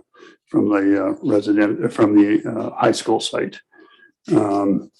So those are the comments on the landscaping. Because of the generic request, I've assumed they wanted a variance from everything landscaping. And then the building materials, we've had long discussions on this, and they did provide the rendering Probably the most striking part of this is how much glass there is on the front of this building. There really isn't much siding on the front of the building that they're requesting the variance from natural siding. And again, it's a building addition. So they're adding on to both sides of an existing building that uses that PM, sorry, I don't remember it, the steel siding. So, so they're asking to be consistent with the existing building as they build out the addition. And so those are our observations as we reviewed the 3 variance requests. Thank you. All right, Commission, what questions do we have for our paid professionals or the applicant? Or where do we take issue with the variance requests or not take issue? Just a question, Mr. Parkinson, does this constitute the, I don't know, I think you said that they didn't provide a landscaping plan. Is page 5 of this drawing, is this not on the back of it constitute, or is it something more that we're looking for? I didn't say they didn't provide a landscape. I misunderstood. They have a landscape plan, but they have not provided for all of the requirements as set forth in our code for the landscape requirements. And so they're asking for the variance from all those, from a lot of those requirements. Maybe I'll start with one thing I think we may be able to get over. And if we can't get over this, we may not get over the other 2. The building materials, I'll say that even though our code has changed to include natural materials in all industrial, it doesn't necessarily make sense that in all steel building with glass, we're going to enforce brick, stone, those types of things. So I would like to say that I'm comfortable with the building looking the same with the expansion. Yes, I agree. Good with that? Yes. Okay, so we're down to 2 issues, and that's the landscape and the pavement. Yeah. So, I have kind of a technical or legal question. Since the landscape buffer was okay on the original building, is it because they're doing substantial change in the building that the new buffer language is applicable? I think the answer to that is yes and no. Agricultural. Yeah, it was, as far as we're concerned, it was unzoned because it wasn't in Sunbury. When it got annexed into Sunbury, it came in as unzoned. Prior to that, it was in the township. It may have been an agricultural zoning when it was in the township. So that would not have triggered back in 2000 this criteria. What I can't tell you is if this criteria existed in 2000. If this was something that was added when we redid the zoning code, in the 90s somewhere, or the early 2000s, or in the middle 2000s somewhere. When we changed the code, we didn't automatically put everybody in non-compliance or whatever the term would be because we changed the code and now you don't comply to it. That doesn't work that way. Mm-hmm. So they get to, I don't know if the term is grandfathered, but they're grandfathered in and they get to continue with the current use as they're using it without addressing those needs. Well, in my opinion, now that there is a major expansion to this facility, I think it triggers the current code and would require them to update their site plan and so forth to the current code. And to the extent that they can't, then they come before you and ask for variances and so forth from those conditions that their site will not allow them to comply with. They have presented it's called auto turn. It's a fancy computer program that tracks the wheels of a truck as it comes in and tries to turn around. And they have proven to me that they need every square inch of the back of that site to turn around the 53-foot trailers. Back when they were 40, maybe we could have squeezed in a 15-foot landscape buffer. Landscape buffer. But today, if they're going to drive 53s in there, he's going to have to get right up to about 5 feet of the property line in order to be able to to get that thing swung around without taking a dent out of his new building. So the function of the facility hasn't changed. We're still doing the same work there. Right, yeah. You're asking a question? Yeah, I guess I'm more if it's open-ended, right? The work in the building hasn't changed. Right. It's basically distribution. We bring in trucks sometimes with pallets on them, with a lot of stuff on them, et cetera. The type of businesses that would go in, to my understanding, I'm not a retail expert, but to my understanding, the units that were added, at least to one side, is open to small distribution, small businesses, where trucks would come in with FedEx, UPS, or other small delivery trucks, or just like we do, or they could also have stuff come in occasionally on semis, or ship out on semis, because we do the same thing. Right. Yeah, because two, Larry is there and Esmo there. Since the building was built, his business has not changed. His son is occupying half of the building, which is gonna be the west. He's gonna take both of those units. So, almost half the building is really the same as it is right now. They're just be adding, potentially two, maybe 3 tenants. So some of this, if we were to enforce some of these code changes, it would impact your business materially, is what I'm hearing. It would. I'm just thinking about when we're talking, and if the building were to be $800,000 without paving or without putting cement in the back, you would be adding another 12.5% to my building, which may make it, I can't do the numbers in my head, 170. extremely marginal in terms of what it could rent for and what I would have to pay for the mortgage. I'd be close, and if I had taxes, I'd be even or under. The other thing I noticed, and it could be I just missed it, I saw where we had a verbal easement needed on the east driveway. Did we ever get a written? I do have, Yeah, we'll talk about that more when we get to the major site plan. Okay. I have signed, we have signed copies. One neighbor. Yeah, his neighbor just doesn't want to execute it, and so he knew that project was going to move forward. All right, go ahead, Joe. While we're on the parking, I'll hit that. You currently do not have loading docks, and you're not proposing to put in loading docks, correct? Correct. How do you unload your trucks currently?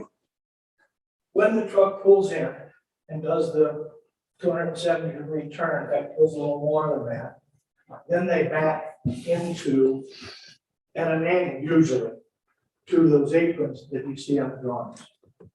Then we go out on it, mostly on that apron, take it off the truck. With forklifts. Yeah, with forklifts. So just a suggestion, and this could fix everything for you.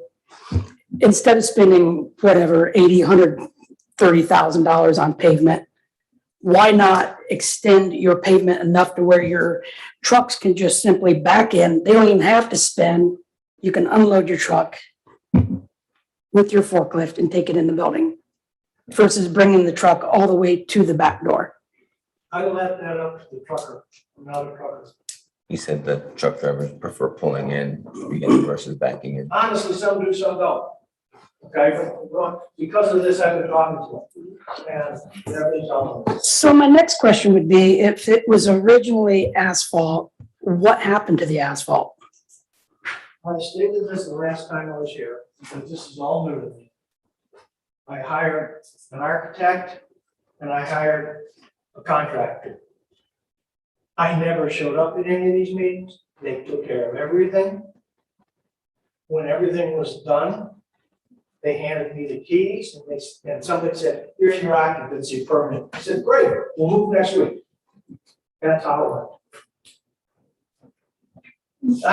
Honestly, I had no idea until Mr. Parkinson mentioned it a while back that I was supposed to have asphalt back there. I had no idea.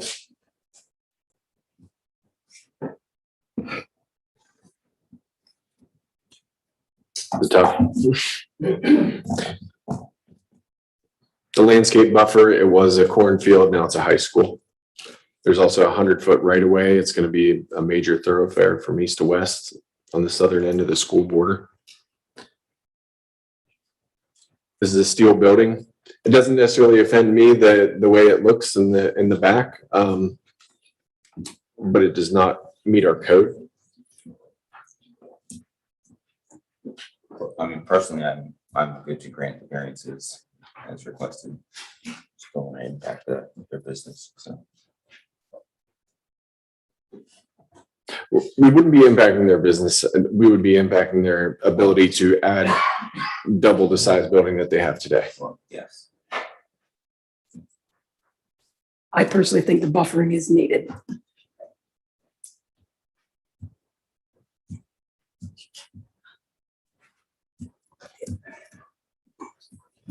I mean, we looked at the buffering last time. It's pretty close.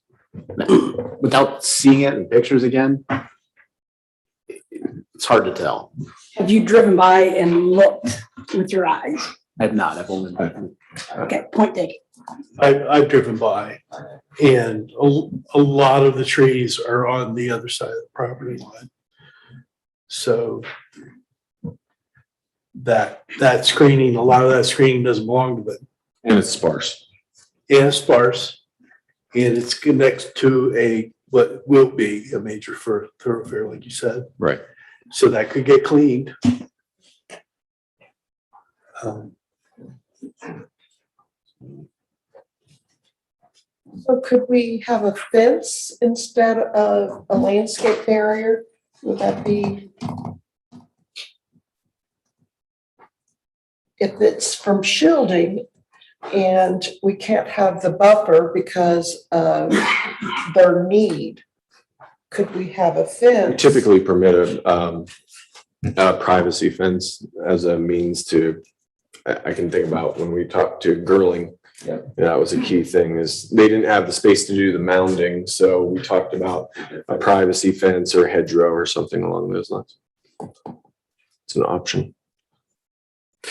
One thing I was thinking about, and this would obviously need to be agreed to by the developer, but something like we did with, I think it's Savenko, Mr. Parkinson mentioned, is putting a time limit on the pavement.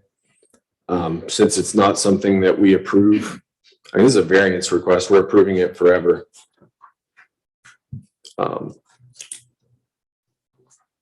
In other words, if it gets sold, if it gets torn down, it sticks with the property, right? Right. Is that correct? Right. Would you be amenable to doing like a 2-year to improve with pavement in the rear? Financially, that doesn't make any sense. In that, when I'm thinking about it, I have to put paving back there and everybody has to back in. That changes the dynamic for some of my delivery people.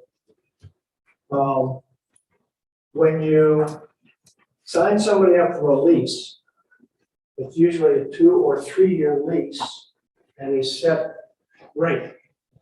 Okay? And that rate got to cover all your expenses.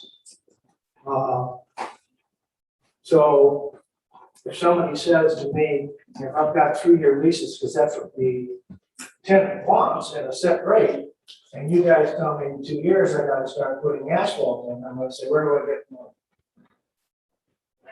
I understand what you're saying. I'm not hearing the votes to pass the variances. That's why I'm trying to ask you right now to pass both variances. We're okay with the building materials.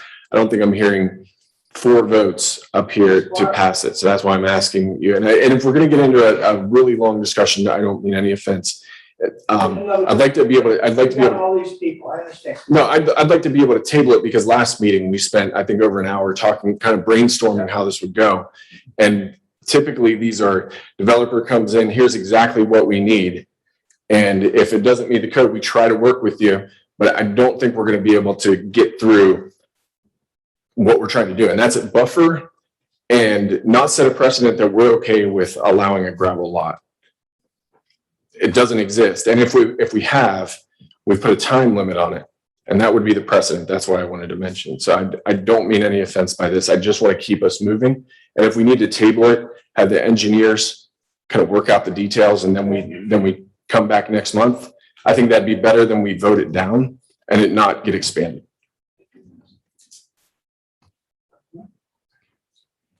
Is the commission okay with that? As far as I'm concerned, if it's need be, I'll put a screening fence in the back. Okay, that's something I think we can talk about in the next 30 days before the next meeting. There's no room for any bushes. I think that's the type of collaboration we're looking for, is how can we move this forward? Yeah, and we're more willing to do more landscaping that, that they talk about. Suggestions made this earlier about a mound in the front, how it could be done easily and cheap. And I said, oh, that's, okay, hadn't thought of that one. We can figure it out. So We got it. table this. Yes, sir. I'd like to make a motion to table the variance request. Second. Thank you. Second by Joe Gokenhour. Discussion. Roll call. Mayor St. John, Yes. Mr. Gokenhour, Yes. Mr. Elliott, Yes. Mr. Lawrence, Yes. Mr. Ryba, Yes. Ms. Miller. Yes. Motion passes. By default, I believe the next commercial and industrial site plan and building is already tabled. We can continue to leave that on the table. Yes. Okay. No action needed. Okay. All right, we are on to the commission review of Roman. Thank you, Mr. Mormon. I appreciate it. Thank you for. Last Monday in November. Yes, I believe it's the 22nd. 22nd, yes. All right. Thank you. Thank you very much, sir. Consideration. Thank you. All right, we're on to the commission review, Romanelli Sunbury Group LLC and NPA Commercial Property LLC rezoning. The applicant has requested to rezone. I'm not going to read all the parcels again. From planned industrial to planned commercial district. The parcels are along West Granville Street and Sunbury Meadows Drive. The applicant, the floor is yours. Gary, would you like to speak, or Mr. Fisher?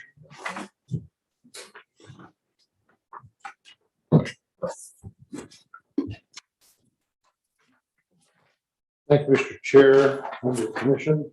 I'm not going to restate our application. I think I went through that in sufficient detail for you earlier. I did want to take a couple of minutes to kind of respond to some of the comments from the audience tonight, just to give you a different view on those.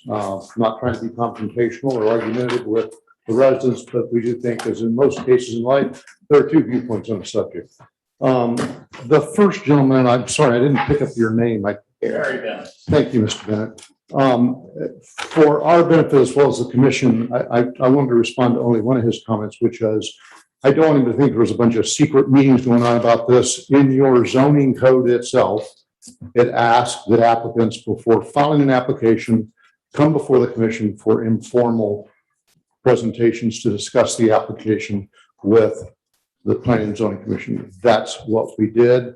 Those were all public meetings, noticed to the public. And we spent a couple of years doing that. I think we came here 2 or 3 different times to do that. With respect to the concern about children in the neighborhood, I'm sure there'll be rebuttals from the residents. But what I can tell you is that there's nothing larger than a 2-bedroom unit, and there's a number of small garage units. You even heard us ask for divergence on those to have a smaller unit. The profile of residents in apartment complexes such as this, especially at the price points at which they are being rented, do not drive children, families with children, to come to these. These are mostly small over garage units, 1-bedroom units and 2-bedroom units, nothing bigger than a 2-bedroom unit. If you'll notice, there's no provision for playground equipment or that sort of thing. There is a clubhouse with a swimming pool. I'm not saying there will not be any children there, but what I'm saying is it's not going to drive a lot of children to the site. I would point you down the road to Westerville, where there's a similar project that Mr. Romany developed a few years ago across from Giant Eagle at Hoff Road. Very similar project in terms of style and architecture and quality of construction. Very few children in that development. These sorts of apartment projects do not drive a lot of children. There was a Mr. I'm sorry, I'm trying my best with the names. I think Mr. Trowbridge talked about screening. We absolutely would screen. We don't want our residents looking in your back windows any more than you want to do likewise. So there would absolutely, in the final development plan, be sufficient screening in the rear. I would point out to you that a lot of comment was made tonight about Sunbury Meadows Drive. We didn't propose Sunbury Meadows Drive. We didn't propose it to be brought through the property. We didn't propose its width, its dimension, its speed limit, whether it had traffic stop signs or other traffic calming devices. The one gentleman who spoke, he's absolutely right that the development parameters say the narrower a street and the closer the buildings are to a street, they have a calming effect on traffic. That's absolutely correct. We were asked to put Sunbury Meadows Drive in and contribute to its cost several years ago, which we did. We did at a time when Mr. Romanelli had no plans for development of this project. So in terms of the concerns about Sunbury Meadows Drive, I understand what the residents are saying, but I want to be real clear. This isn't something that the developer brought to the fore along the way. One woman brought up wetlands. Absolutely, in final development, any wetlands on the property would have to be dealt with. That is not something that we take lightly, that you take lightly, or the state of Ohio takes lightly.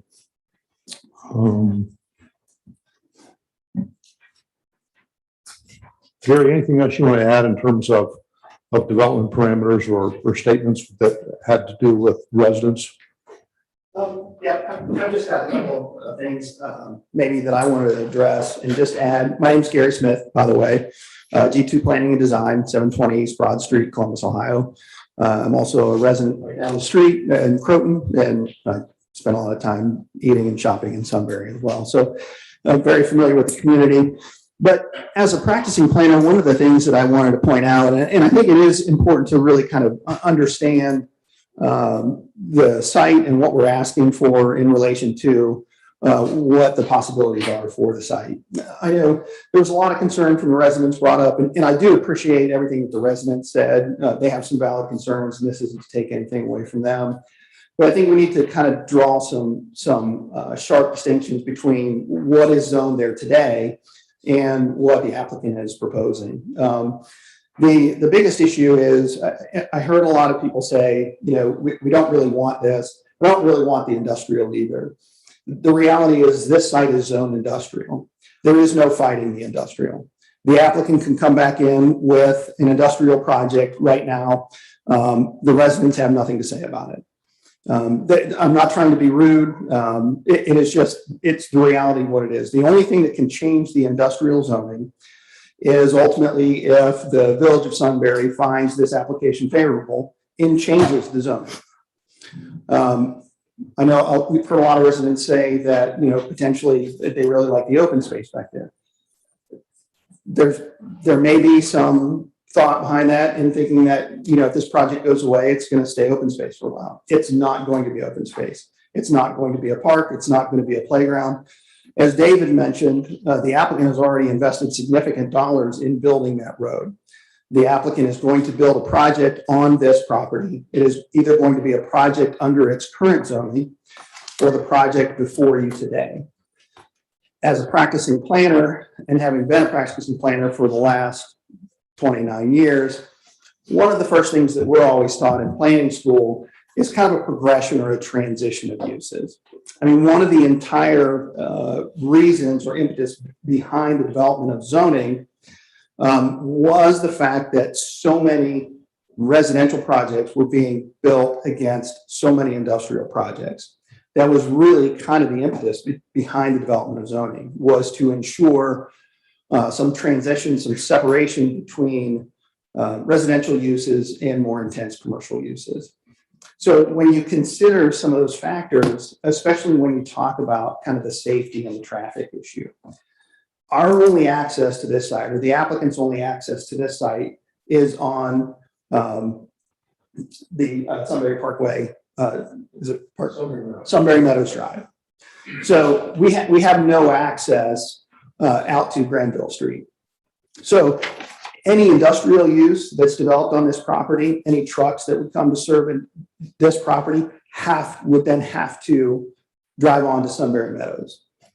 So we're going to have then industrial traffic, truck traffic, then competing with residential traffic. We don't think that's a great idea.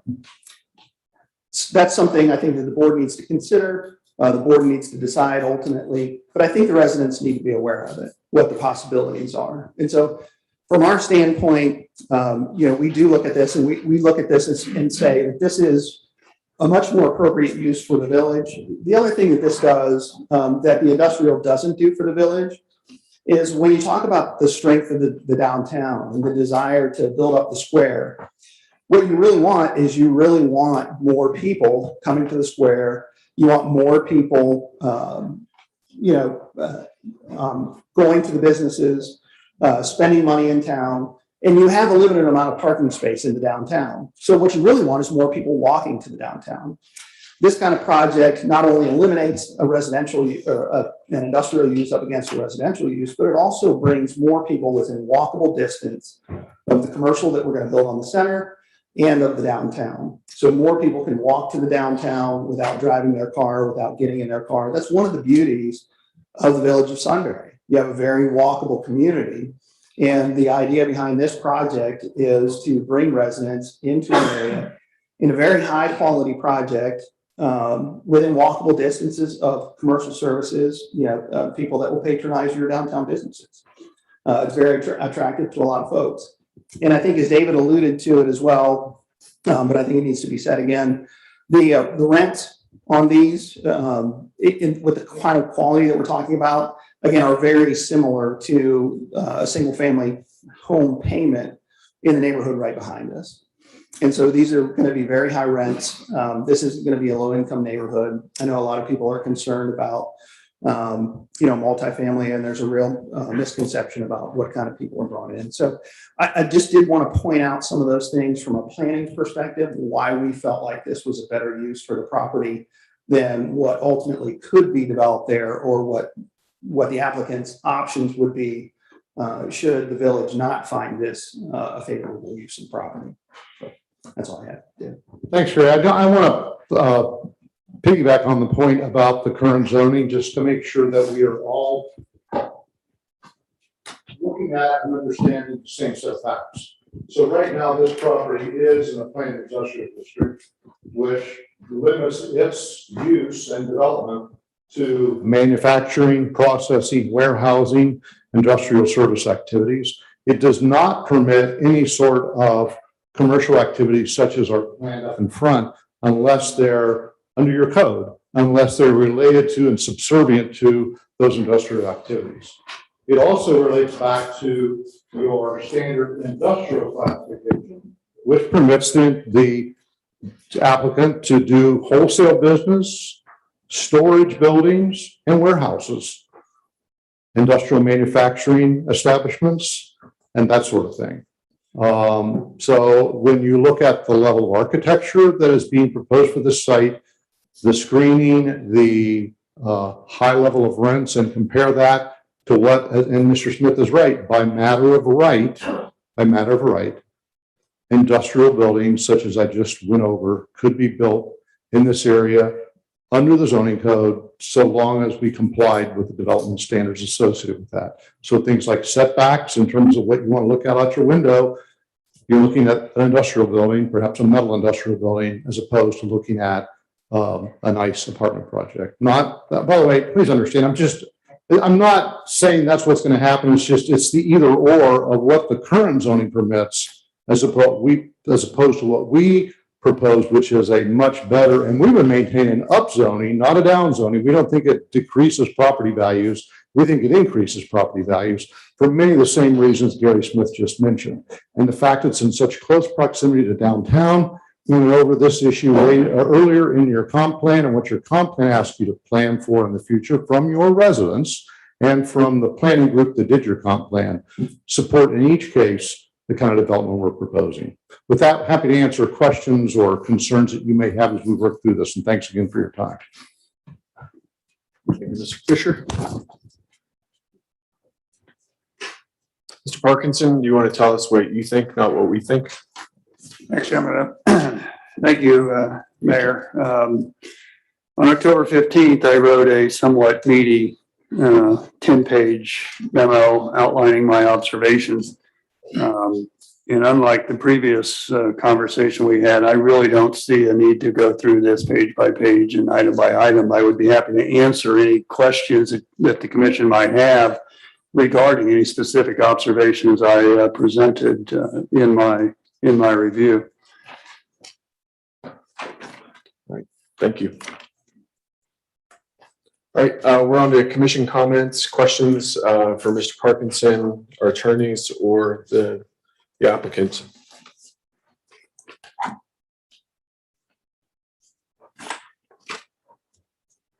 Go ahead. Go ahead and start. I'll start with kind of an easy one. On the parking spaces with the variance, on another apartment unit that we passed a couple months ago, one of the things that we asked was the 10-foot wide on the handicap spaces remain. I have to get a wheelchair in and out quite often, and I need every inch. The other thing, some things that I liked and didn't like was on the middle buildings. I went out this afternoon and looked at Sunbury Point and the divergences that we allowed for the setback at that apartment to the residential. And the key difference on that was the size of the backyards. The residential homes, I would estimate, and I didn't get out and measure, but they're in the 80+ feet, the backyards, where in you're looking at the retreat, you're looking at about 20 to 25 feet. And I measured in my backyard how much that was. So I was kind of accurate because I live there too. And so on the divergence on the middle buildings, what concerned me was there was those apartments that had cement, and then they would have to use your setbacks if they had dogs, so, or any pets, and go right into those yards. So I was concerned about that area. So those are just some concerns I have. Okay, thank you, Ms. Miller. What's interesting about your comment about parking, one of Mr. Parkinson's comments in his review was perhaps we should revisit parking in terms of the number of parking spaces we have. And I think we're at 2, and I think he suggested, and David has been a bit since I think you were at 1.85, you maybe suggest we consider. All that helps to deal with parking dimension. Mm-hmm. With respect to your concern about the middle buildings and setback, we'll absolutely look at that. I assure we're going to do major screening, but to the extent we can do something there to help, absolutely, we'll do our best. Okay. And I kind of jumped around here. On the commercial buildings, there was the 2 buildings, and you have kind of like just a grass area between the 2. With the parking in the front, I could see that area becoming a walkway. And so having grass there, you're going to have a lot of mud and you're going to have paths. So I would suspect you would need to do something, either landscaping or path or something there. Hey, Steve, can you pull up I think so. the exhibit?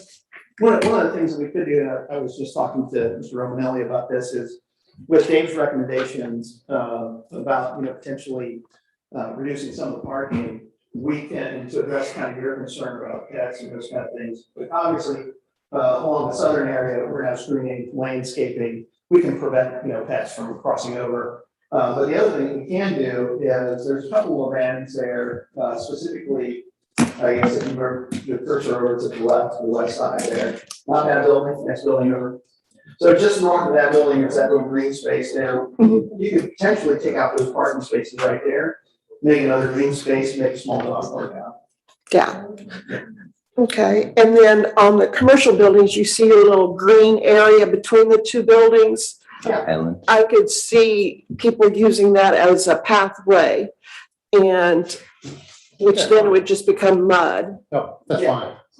Yeah, we would have to, we would expect and have to anticipate some crossover traffic in there between parking spaces. Yeah, And, so a path or yeah, something. accommodate some pathways and for places for people to get across. In the visual field. And then you had a divergent for the screening for the restaurants, which I understand, but when I've gone to the outdoor restaurants, and I'm not an outdoor restaurant type person, but they've usually had some type of divider to separate the sidewalk. It'll have fencing and that sort of thing. Okay. What we were trying to avoid is any sort of hard buffer structure. Really screening. We do have, and if you look at the landscape plans, we actually do have landscaping around the patio.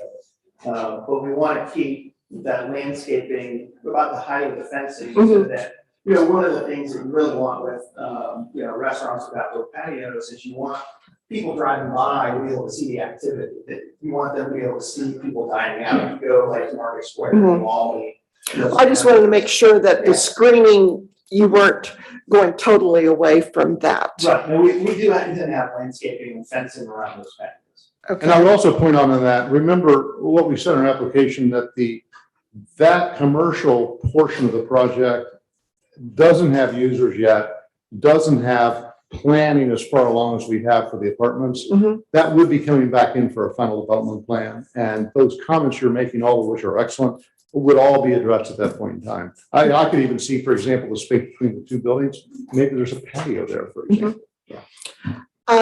On the west side, the two middle buildings, when I was looking at the lighting plan, there's on the south end, there's two lights, but when you look at the two outer buildings on each one, there's just one light.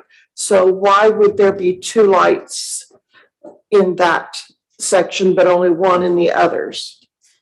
Let me take a look at that real quick. When you put together a lighting plan, really what you're trying to do is find ways to kind of distribute the light evenly.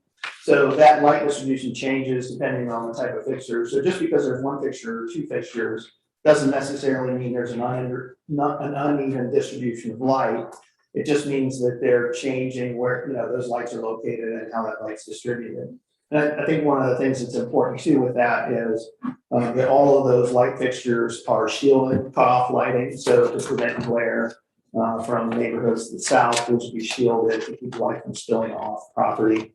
Which if there was one, I would be totally, understanding what you're saying, but when you put two right next together, it does illuminate whether you have the shield or not. It illuminates in a further distance. And I would point out, that is also a final development plan. I'm just trying to give you all my points. Okay, yeah, sure. And I think that's something that definitely can be addressed. And you can also change the wattage on those. So just because there's two lights there doesn't mean that they have to have the same wattage as some of the other lights in the distribution. Because again, it's all about not necessarily where the fixture is located, but all about the handle power that you're putting to the ground. And so you change that through, again, wattage, style of lighting, those kind of things to make sure that the candle power distributed to the ground is relatively even across the project. The safety is really well. And then the tough question, on divergent number 7, the number of units in the building, it's 4 to 18. And kind of explain to me why such a big difference. It's a planning principle. I mean, I think your code in this area is really old. I think the village is at a different place than it is now. That would result in that many more buildings than we currently have. Probably more kind of confusion within the development as a consequence of all those smaller buildings. And when you drive around and look at contemporary planning throughout Central Ohio, you're going to see that the building sizes we're proposing aren't out of proportion or size with what you generally see. Anything to add to that, Gary? No, that's a perfect answer. From a planning perspective, that's right. Kind of going off of that, If you reduce the amount of apartments, wouldn't it eliminate a lot of the divergences you're asking for? But it wouldn't make them money. By the way, the answer to that is the major divergences, no. Some of the minor ones, yes, but the majority of the divergences, no, it would not eliminate. Just trying to work within your code. It seems like it would eliminate quite a bit though, including the traffic that a lot of the residents are worried about and some of the other things as well.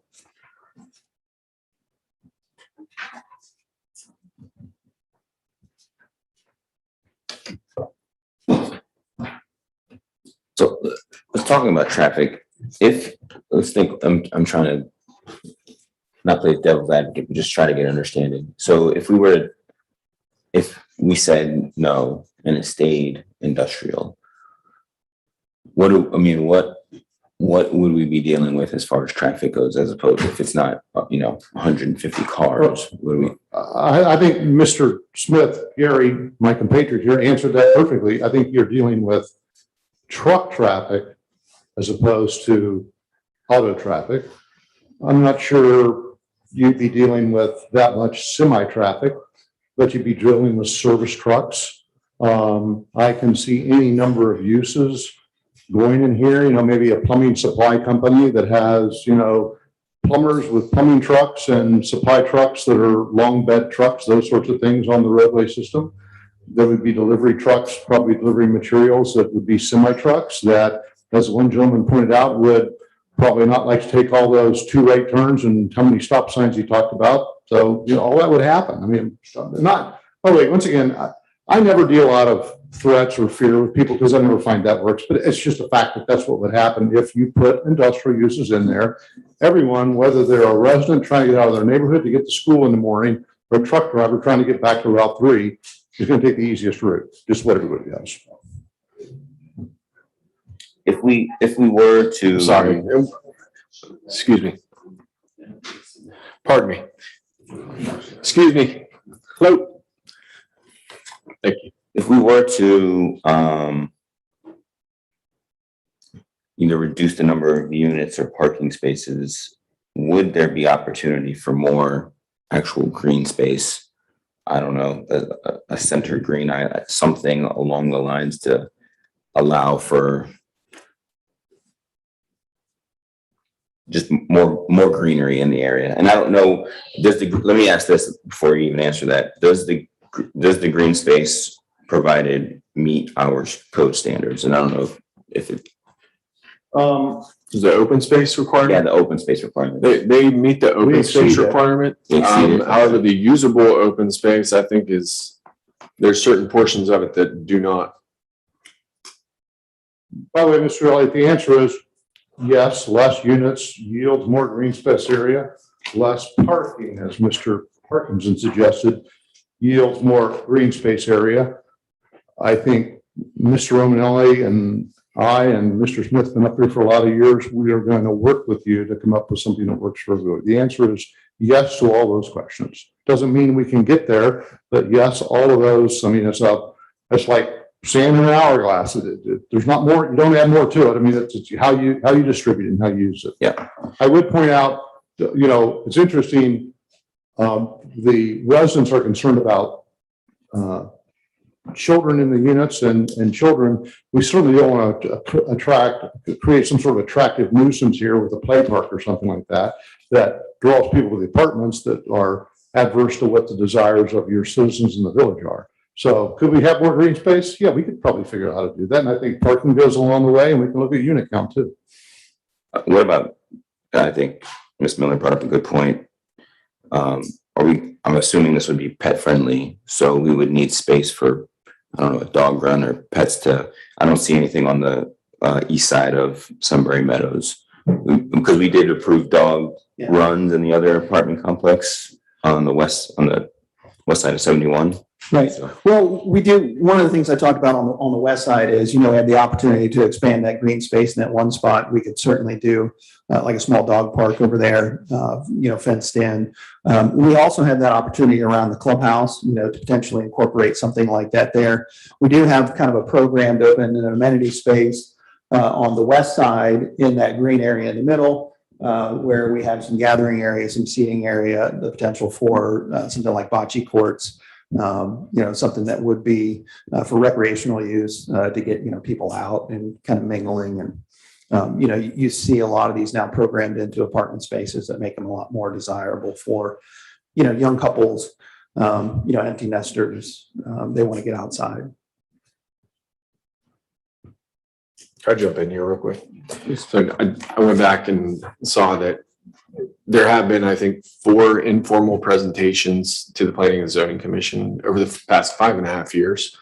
Sunbury News published an article in 2016 in, I think, March.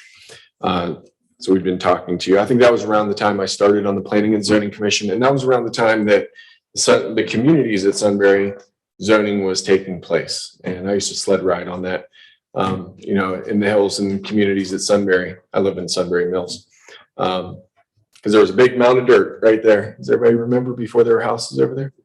But what I did want to say, just a couple things. I do know that there's an online petition that was going around. Up until tonight, I wasn't able to figure out who was signing it. I did say there were 591 signatures on that. There were elements of that petition that I didn't hear throughout the actual comments today.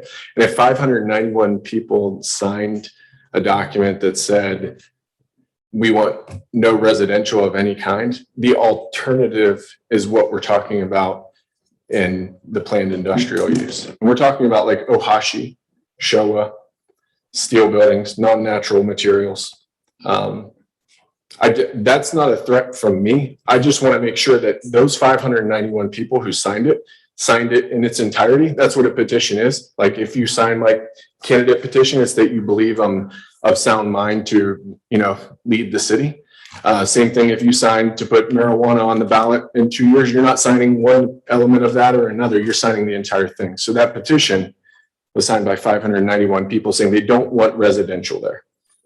And so we're faced with doing a lot of work, the developer doing a lot of work for 5.5 years, trying to come up with a good transitional use to the planning aspect of this, why zoning is in place, where it used to be a field. Communities of Sunbury was a field 4 years ago.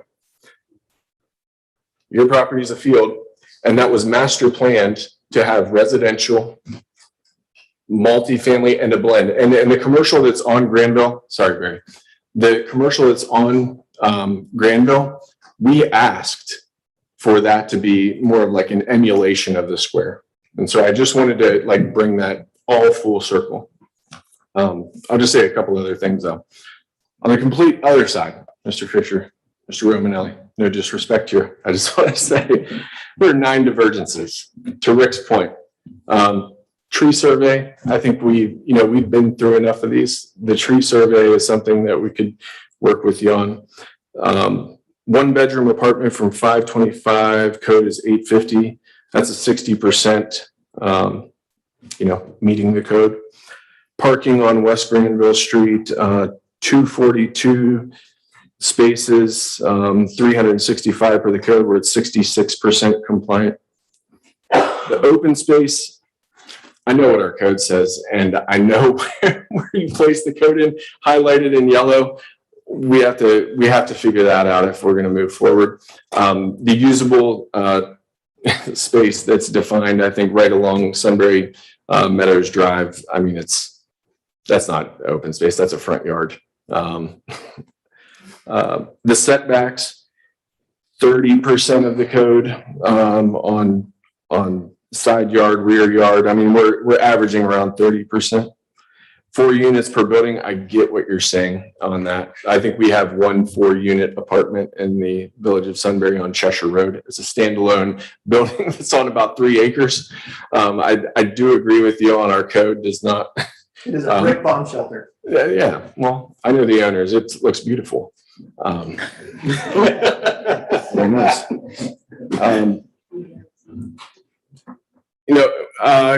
And just I'll back up because you hear a lot of this in zoning commission meetings, the comprehensive plan and the code. And the comprehensive plan is a vision and a document that's trying to get us to where we want to go. But the code is the law. And that we do grant divergences, we do grant variances. They're typically not 9 of them for a 13-acre parcel. They're typically not met at 50% or below what the code is.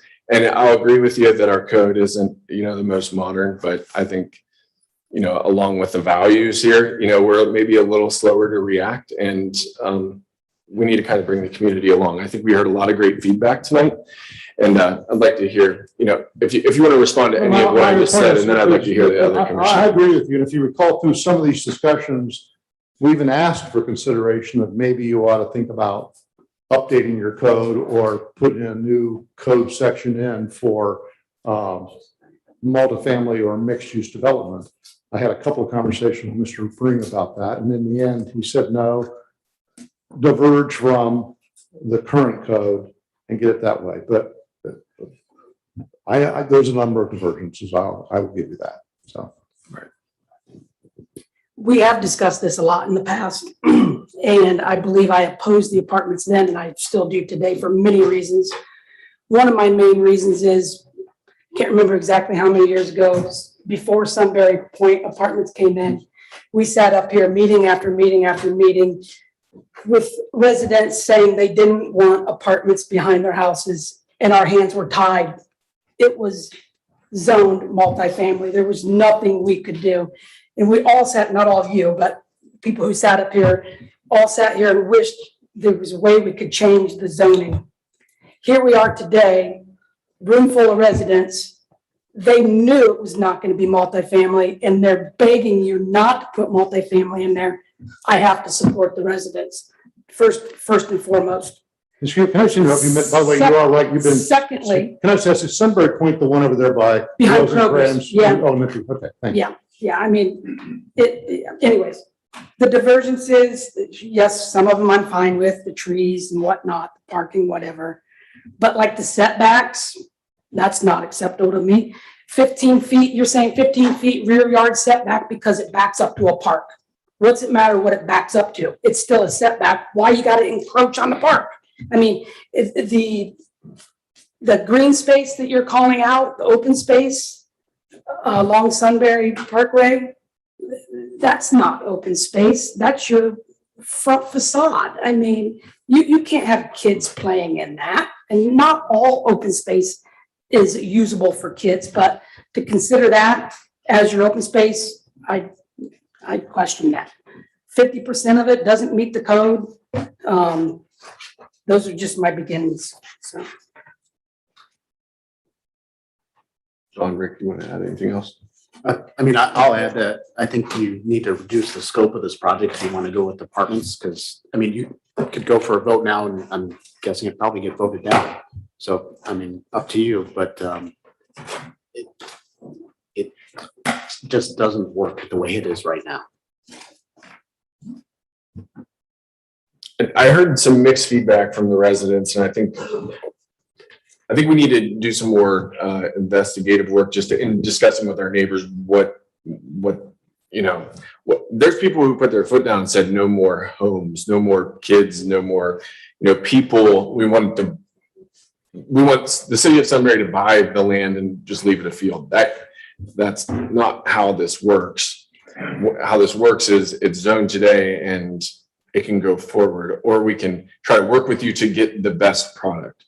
And one thing that resonated with me was the type of traffic that this could be if we do vote this down. And we got to figure this out because there's people that are all on all sides of the issue here, that it can't be apartments. Let's try condos. We can't have people. We can't have kids. We want playgrounds. We want deer. We want trails. I'm confused myself. I know 5 years ago, it was like, I didn't know. What's that? I don't think anyone. Nobody wants semi trucks. That's for sure. I didn't hear anybody say that, but now as I visualize it, I don't think anybody wants semi trucks. I mean, that's a what, 39, 34 foot thoroughfare, right? I don't live in that neighborhood, but I know if I did, I wouldn't want trucks driving through my neighborhood. You also could have more than one shift a day, night shifts, more lighting at night. I've said it before, Romanelli, you build beautiful stuff. I've worked in some of your homes before. I commend you on that. I've also said to you before, Sunbury needs elderly condos.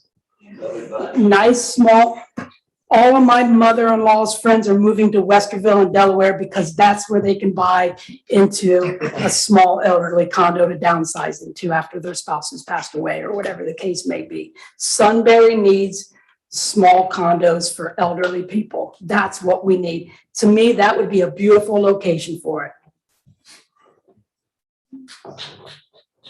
I totally understand the transition. I've worked in government quite a few years, so I understand the transition. So when I moved to Sunbury, I knew I could see the industrial, I could see the homes, and the retreat is somewhere I would call in between that. It's not quite a family home, but it's not quite the apartment condos. So I knew something else was going. This, as proposed, is a great start, but it needs a lot of work because the traffic in the green is what concerns me on these, what you proposed. So that's where I'm at this moment. Two comments. First of all, Mr. Gokenauer, you've absolutely been steadfast in your position on this over the last 5.5 years. So make no mistake, we have heard you all along in terms of your view of this. So these have been good comments tonight. Those of you who have been around a while, I know that Mr. Romanelli is a consensus builder and doesn't do things other than the highest quality and with consensus built along the way. We've heard some good comments tonight. What we'd like to ask is this application be tabled and allow us to come back and give some food for thought to this and see what we can do to accommodate some of the concerns that you have and some of the concerns that the residents have. Gary, anything you need to add to that? Thank you very much. I would go ahead. I would say I'll move to table the application. I'll second. All right, we have Mr. Riva first, self as a second discussion. Table, roll call. Mr. Gokenauer. Yes. Mr. Elliott. Yes. Mr. Lawrence. Yes. Mr. Riva. Yes. Ms. Miller. Yes. And Mayor St. John. Yes. Mr. Romanelli, we're not sure we're going to be ready by that November meeting. Can we do an indefinite tabling or move to December with you? Yes. Which would you prefer? How about this? If you're not here, we'll continue to table it until the December meeting. Just so Is that do it fair? in November and we'll let you, okay. Your meeting in November is November 22nd. 22nd. Okay. Great. Thanks very much for your time and thanks to all the residents for being here tonight as well. We really do appreciate it. This is a good process. Thank you very much. Thank you for listening to our residents and thank you for listening to us. Sure. Thank you, Vince. Thank you, John. We're on the visitors section of the meeting. Do we have any visitors here? We have a lot of visitors here. We're gonna go on to a motion to approve the minutes from the previous meeting. We had a meeting in September. That was all second. I made a motion to approve the minutes from September and Rick Riva seconded it. Discussion. Roll call. Mr. Elliott. Abstain. Mr. Lawrence. Oh, I'm sorry. Oh. Yes, I was in attendance. Yes. Sorry. Mr. Lawrence. Yes. Mr. Riva. Yes. Ms. Miller. Abstain. Abstain.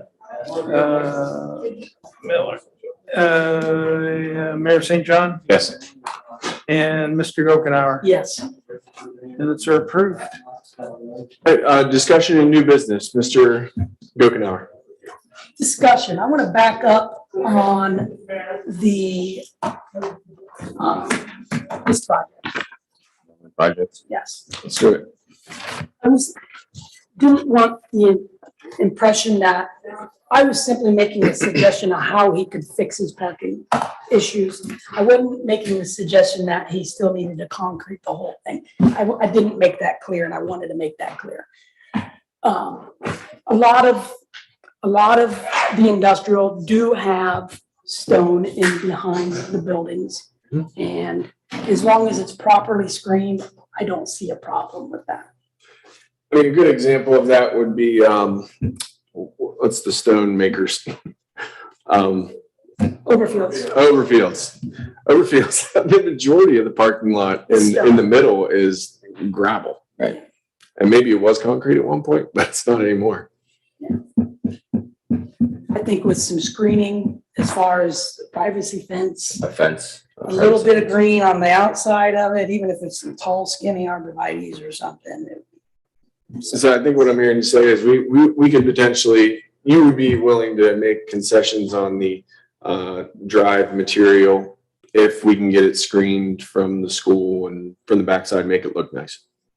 I think so. I think I'm with you on that. But I think the screening is important, being out on the main drive like that. Here's my worry about a fence. They got semis back there and nothing's not going to be standing up straight for very long. It's going to They get would be knocked required to over. maintain it though, right, Steve? Just like we're out actively investigating everybody's backyard for setback infringements. That's my thing here. You're going to put a fence back there.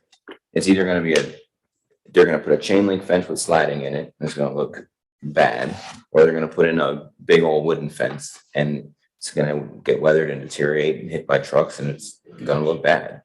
So I like the natural landscape buffer. If we can get like thick hedgerow, arborvitae's, whatever. Green year round. would be Yeah, green ideal. year round, then. He's giving you 5 feet. Pardon me? He's giving you 5 feet. Yeah. He needs up to within 5 feet of the property line for the edge of his pavement. So Right. whatever you can fit in 5 feet. Yeah, he's not, but I understand what you're saying. That's maybe not the way I look at it. Our code says that it needs to be 15 feet. It's a 200-foot lot, so he's either going to be 2.5% of his lot, or it's going to be 7.5% of his lot per code. 15 feet. 7.5% of 200. But that's that's. in 15 feet. The trucks are going to have a harder time. I understand. I'm not going to hold him to the fire on the 15 feet though. Just give me something dense that's the whole. I don't want to put up a steel wall. I don't want to put up a wall. I don't want to put up a fence that's going to knock over. I just want him to shield the back of his building because right now it looks like an industrial site next to a school, and that's because it is. What do you think? I'm gonna go look at it because I haven't looked at it. Okay. In person. I mean, when I saw it, and I went in the summertime, so all the trees there are green, so I couldn't see the back really well.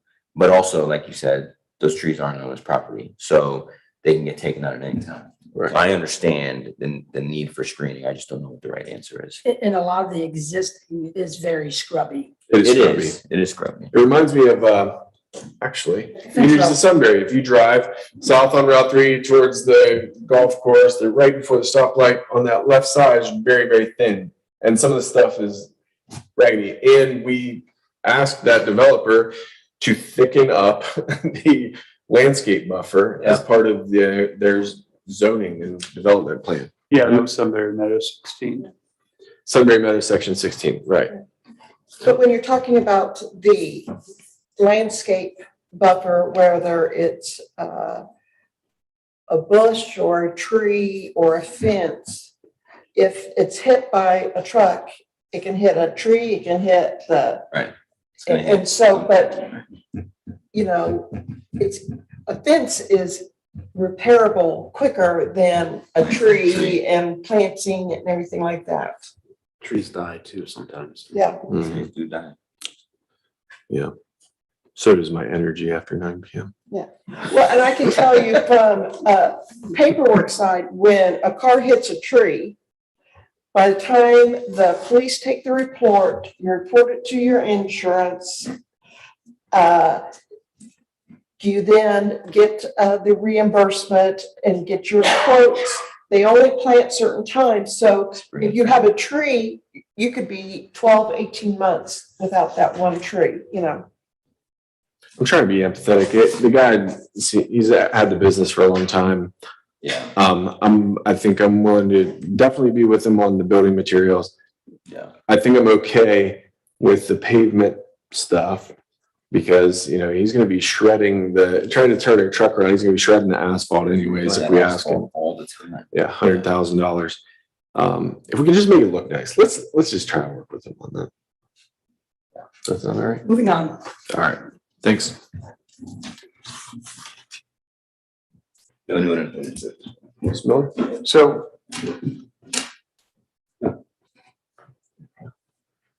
Are we to the engineer's report? you don't have an engineer's I know report, but so generally what happens from this point is they call me and they go, well, what does the commission want? We want it to look really nice, and Rick's gonna let you know what we really need after he drives back. Yeah, so my question would be, what message do you wish me to convey to the applicant that will please the commission? Pending Rick's on-site observation and going through the bushes, I say that we're willing to work with him on the building materials, the pavement, if he can make it look nice and shield it very nicely. Screen it somehow. What does that? I think that I don't know about the fence. What's that? Ideally, year-round green would be ideal. It's not year-round green screening at the rear too. A Thuja arborvitae. Emerald green. Arborist now?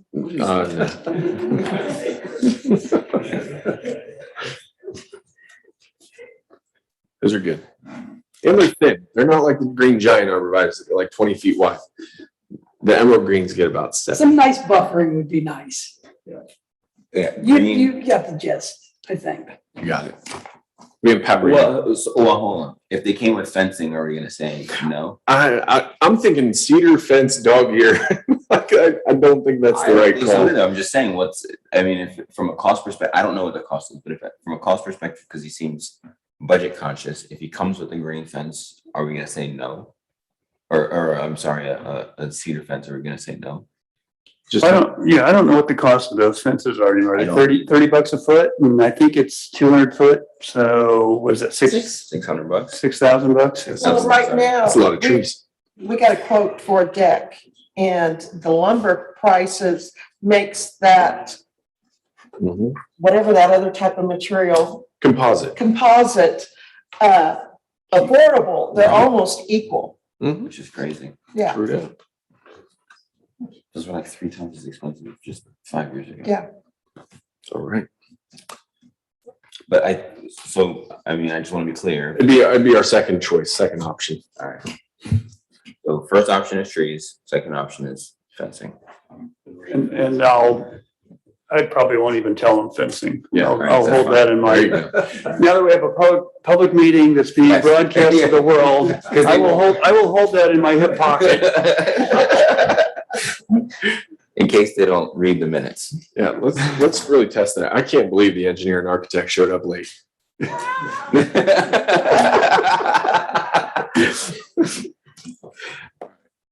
We make it all the way down the table? Yeah. Okay.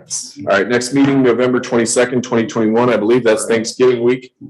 And we have something else? Are we gonna do the zoning code? Finalize it, hopefully? We are going to. Yes, it will. The draft revised updates or draft updates to the zoning code will be presented to the commission at the November meeting by the subcommittee. Mr. Piles and I still have to find time to sit together and make sure we understand the results of the first meeting. I think I tackled my notes soon enough after the second meeting that I think I got those all in pretty well, but the first meeting was what, 2 months ago or something, and yeah. My brain is well. Yeah. So we're gonna do that in a regular meeting. You're gonna summarize that in 10 minutes? I will, less than that. Cool. I'm gonna say that we submitted the documents to you with our errata sheet. Do you have any questions? So it'll probably take about 30 seconds. We'll do our homework. It'll be an hour. Yeah, exactly. If you give me a chance to talk, it'll be an hour. All right. I heard a motion to adjourn by Joe Kentner. Just to make one comment, if you will, please. Sure, come on up. Okay. Again, thank you guys for listening to us tonight. Really appreciate it. The two comments I have is public notice of when we're going over these things. I know there was another parcel that was tonight that got canceled. That signage was a lot more visual as far as on the street, as well as we were mailed notice of that hearing and then of it being canceled. And for this hearing, we had one little sign on the side of Sunbury Meadows. So as residents, we would appreciate if there's a mailing that we're well aware, since clearly everybody's open to working with the residents. Please continue to do so, because that was really hard with this one. I felt like as residents, it wasn't as public knowledge as maybe it could have been. My second thing is with the petition, I think you clearly heard residents don't want the high density apartments, but I can see that you guys are a council that wants to work with their residents, wants to work with building up the city. So, we definitely understand that if like you don't rezone it, we could end up with a warehouse there. I happen to be one of the people whose backyard does go right into that with Nestle plant.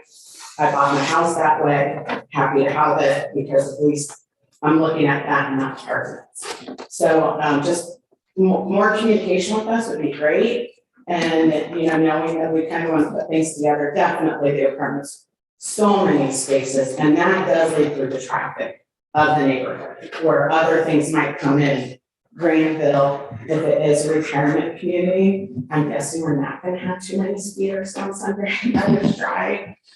So just with, the residents definitely did not like the apartment as we see the petition. As we see other things coming in, we'll be taking a look at it too, and hope you guys will continue to work with us. That petition did say no housing at all, though. No residential It did say units. No housing at all, and a lot of us, we've never done this before. Okay. So I just want to That's let fair. you know what I'm saying? Like, Yeah. hey, we got to come down on Okay. No. So, just we want to keep working with the city. We all moved up here because we knew Sunbury was a booming city, but especially for common vent, like that is right in their backyard. We understand. Right in their backyard.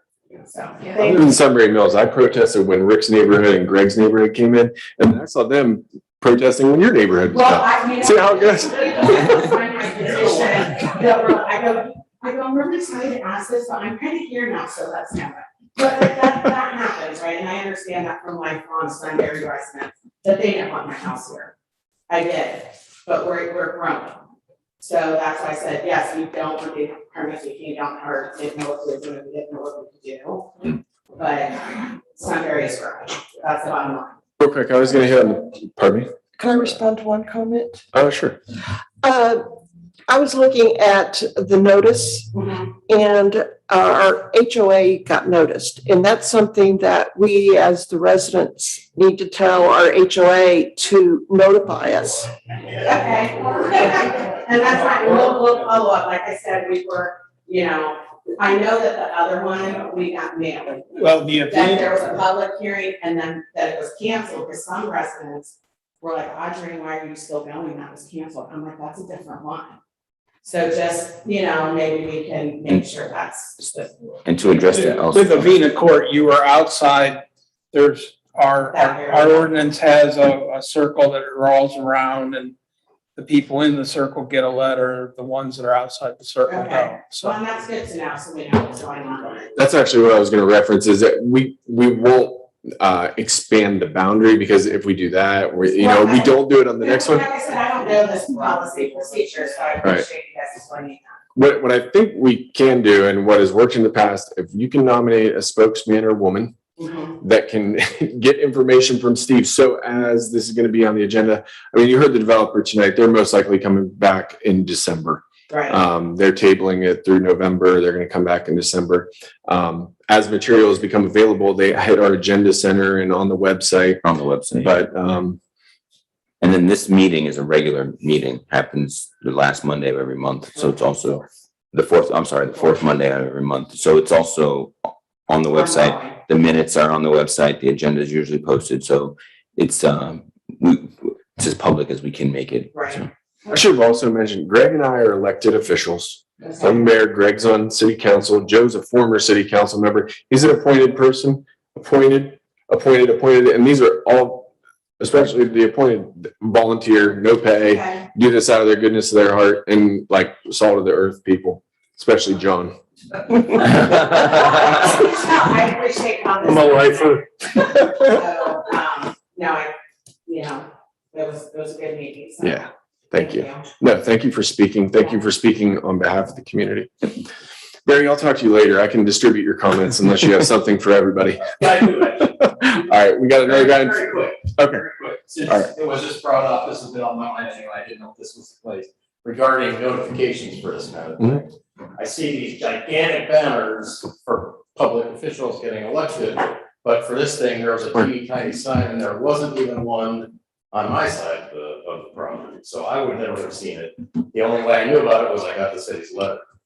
So as you're working the zoning code, I don't know if it's in the zoning code or if it's council or what, but you might want to consider making these notices more public. Okay, that's good feedback. We can talk about our code and what it actually requires. I know we can't vary from what it says because if we do it for one property, then we do it for the next. It's got to be standardized all the way We through. lost some of our realtor size signs. Oh, shoot. But, We got a lot of we've folks got back there that some wanted to on donate order, some of this The stuff. zoning came and took them all. No. Our school board came into. Welcome back. Yeah, I don't want to keep this too long, but I had a question on the road here, actually, and I apologize. This is the first meeting I've ever been to. I don't know Paul's features. Yeah. My question is, who enforces, okay, they come in with a proposal, right? And they say, we're doing X, Y, and Z, right? You say, well, you can do this. Who enforces the end product? That's inspectors. Inspector, the zoning inspector. Inspectors, like, so an inspector goes out and says, okay, this is what you did. So if I say, I'm gonna put green space, I'm gonna put trees and everything in this area, that has to be met.